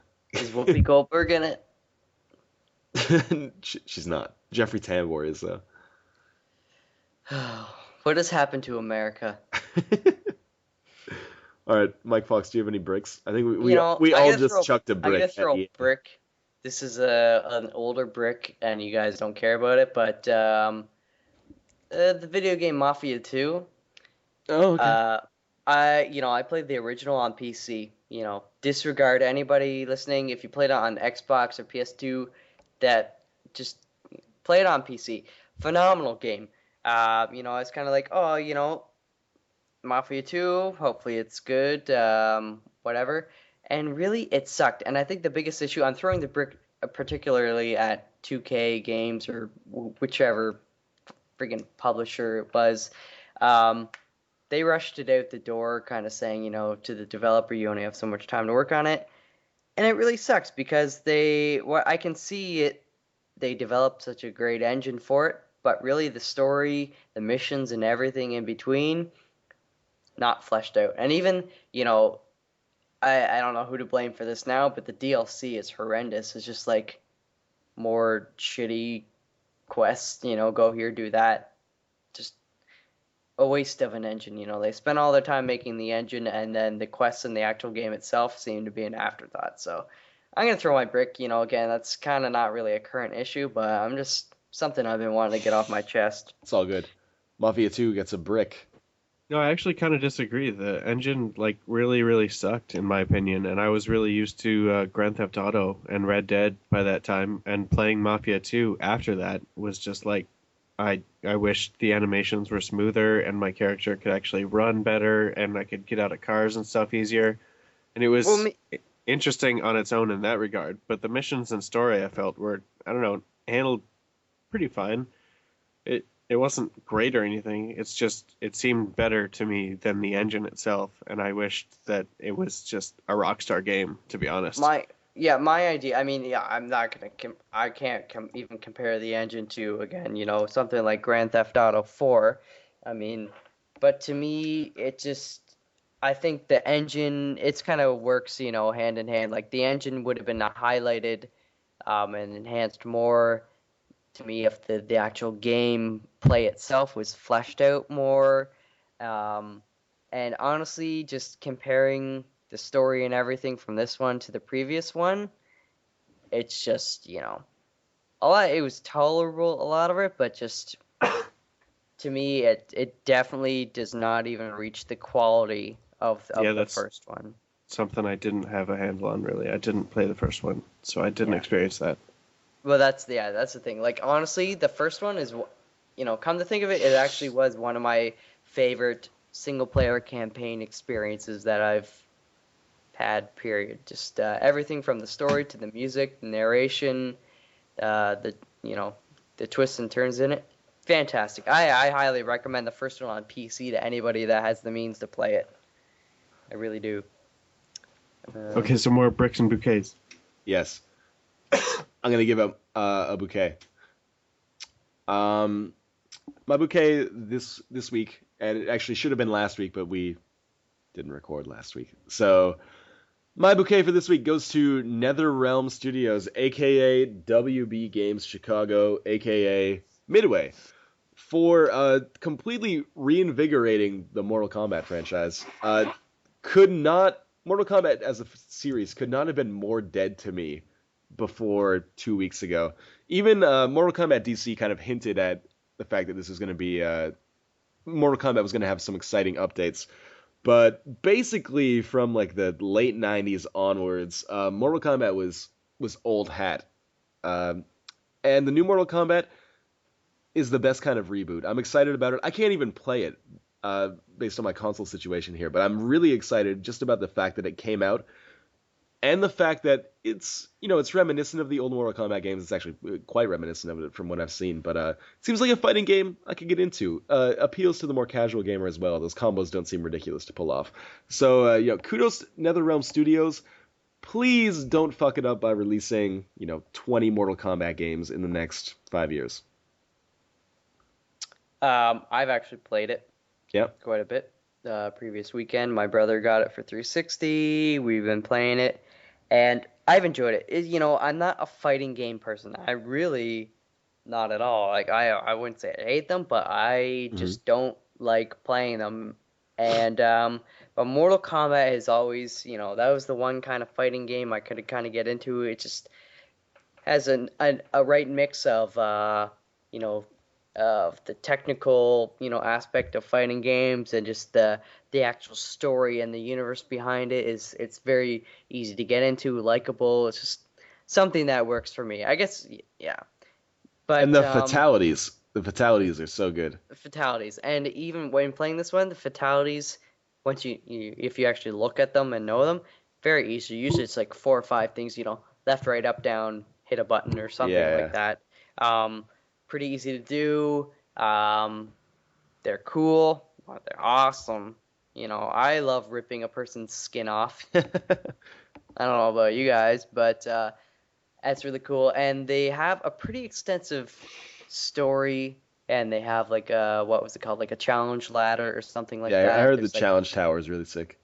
Yeah, and so it's just a decent game. I mean, if you have any sort of sentiment towards earlier Mortal Kombat games, you'll absolutely love this one. Like I have no problem saying that. Do we have more bouquets? Yeah, actually, I've got a brick / bouquet. No. Yeah, go ahead. It's maybe a little bit of both, really. I heard Portal 2 had some cosmetic DLC released on day one. That is true. Did it cost money? Ooh, I don't know. I believe it did, because people were up in arms over it. Yeah, that's what I was hearing about it anyway, and that's why I figured people were up in arms about it. But I just heard, to make up for it, Valve announced that they will be releasing DLC for 360, PS3, and PC versions of it. Yes. In July for free. And it's the companion cube, right? Yeah, I think so. Yeah. Anyway, just the fact that they're trying to make up for something, it's sort of a little bit of both. I mean, yes, it's good that you're releasing free DLC. No, it's not a good thing that you have to make up for a shitty move on your attempt to make sales on day one with something that was essentially offensive to your customers after being the company that said, we will not make microtransactions a common thing. Especially Valve, actually, despite the fact that Portal 2 has been so critically acclaimed, they've had some negative press lately, and I can understand it with the paid DLC that was cosmetic, and also the fact that the ARG kind of was unsatisfying for people that put a lot of time into it. Yeah. I didn't understand the hatred for the ARG. I know there's people out there listening, if they're still here, that we're probably in this camp of people that spent like a weekend playing independent games they normally would not have played in order to get Portal 2 released early. What did you think was going to happen? Like, did you think it was going to come out like 5 days early? It came out a little bit early. That's fine. I just don't understand the kind of sense of entitlement over like, oh, Valve, we did all this stuff for you. I spent $80 to get Portal 2 released 2 days early, and I only got it 6 hours early. Enjoy your game. Portal 2 is apparently fantastic, and by all means, one of the best games that's been released in the past few years. So enjoy that, and enjoy the indie games that you bought. I think like 6 hours early is all they needed really to finished the game before anybody else got their hands on it. So I don't see why they're whining, really, Yeah, considering what they got. They didn't need 2 days with it. It's fair enough. Short game. People get out of control. It's the whole problem with the mass action ARG thing where people went insane and kind of drew conclusions on what Valve was going to do without any word from Valve. Like, Yeah. oh, That's their own fault. Yeah, if we finish this, then like we can finish this ASAP. And then there was this huge indignation. Anyway, thumbs down to Valve for that cosmetic DLC, as Mike Ireland said. But as he said again, thumbs up for the free DLC, making up for it. I have a bouquet. Okay. It's a game on the Xbox Live. It's an indie game. Excellent. And 80 points. That's $1. $1. Yeah. $1. It's called Abin Hawkins and the Thousand Spikes. Abin Hawkins and the Thousand Spikes. Yeah, it's kind of and thousand as in like literally 1000. It's not spelled out. Oh, and then the 1000 spikes. Yeah, and the 1000. Sorry, yeah, 1000 spikes. Very precise amount of spikes. It's a fudging hard game. It's like I forget what the developer, but they've got 8-bit in it. Like it's an 8-bit game, but it's fantastic. Just the level design and. I don't even know how to explain it, but it looks cool. I'm looking at it right now. Yeah, for $1, you honestly just buy it. If you have Xbox Live and you have a freaking credit card and you have 80 points, like usually you have, a couple 100 points left over from buying some other games because you have to buy the points in set amounts. You probably get like 100 points left over. Just go and buy it. It's hard. I haven't beaten it yet. I plan on beating it, hopefully, if I can. But you start it with 1,000 lives. I don't even think I made it. I don't even think I made it halfway through the game, and I ran out of all the lives. Like you have to make it through each.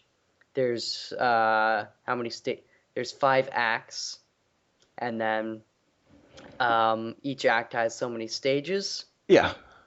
You have to complete a stage without dying, right? If you die, you start at not a stage. Each level. Okay. Whatever we're calling them. Screens. You die. Right. Yeah, each screen. As soon as you die, you start right at the back of that one, and you don't move on until you beat it. So, typically, it's a kind of game where you think you get frustrated, but it's not. Usually, you know what to do. It's just doing it is difficult. You have to be kind of precise in your timing and this and that. So, it's the controls certainly aren't an issue. It's a difficult game. So if you guys are into that sort of thing, I highly recommend it. I have a feeling part of this audience will be into that sort of game. I'm hoping so. But again, even if you're not, 80 points. Like it's just you're gonna go spend $5 on a cafe latte, mocha grande, no whip, extra vinegar. So just instead of getting that. Get 5 of these. Always good to pimp out an Xbox Live indie game. They don't get a lot of credit. Last thing before we end this podcast, Mike Fox, what are you going to be playing this weekend?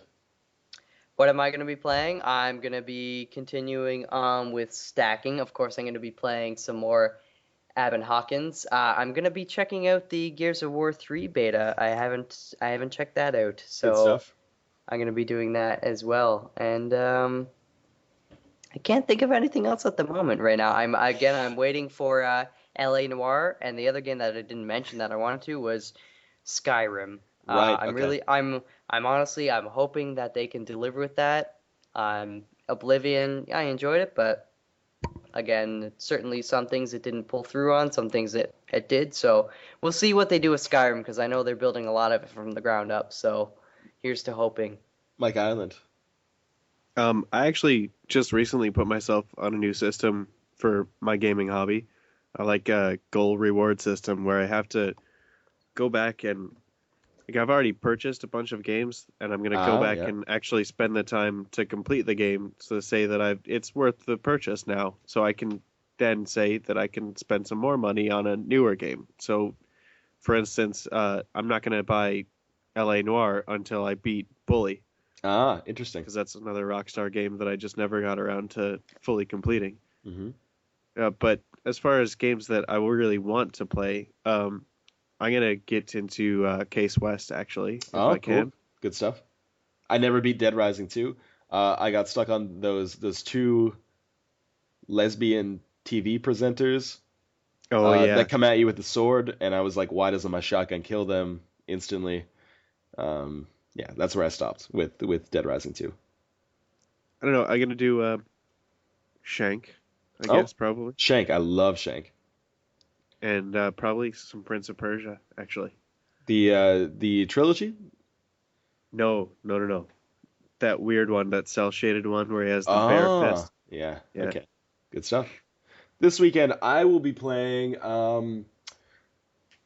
little bit of Soul Brother, which is a browser-based Flash game that I actually uploaded a video of the other day. Really good stuff. Browser games usually don't hook me like this one did.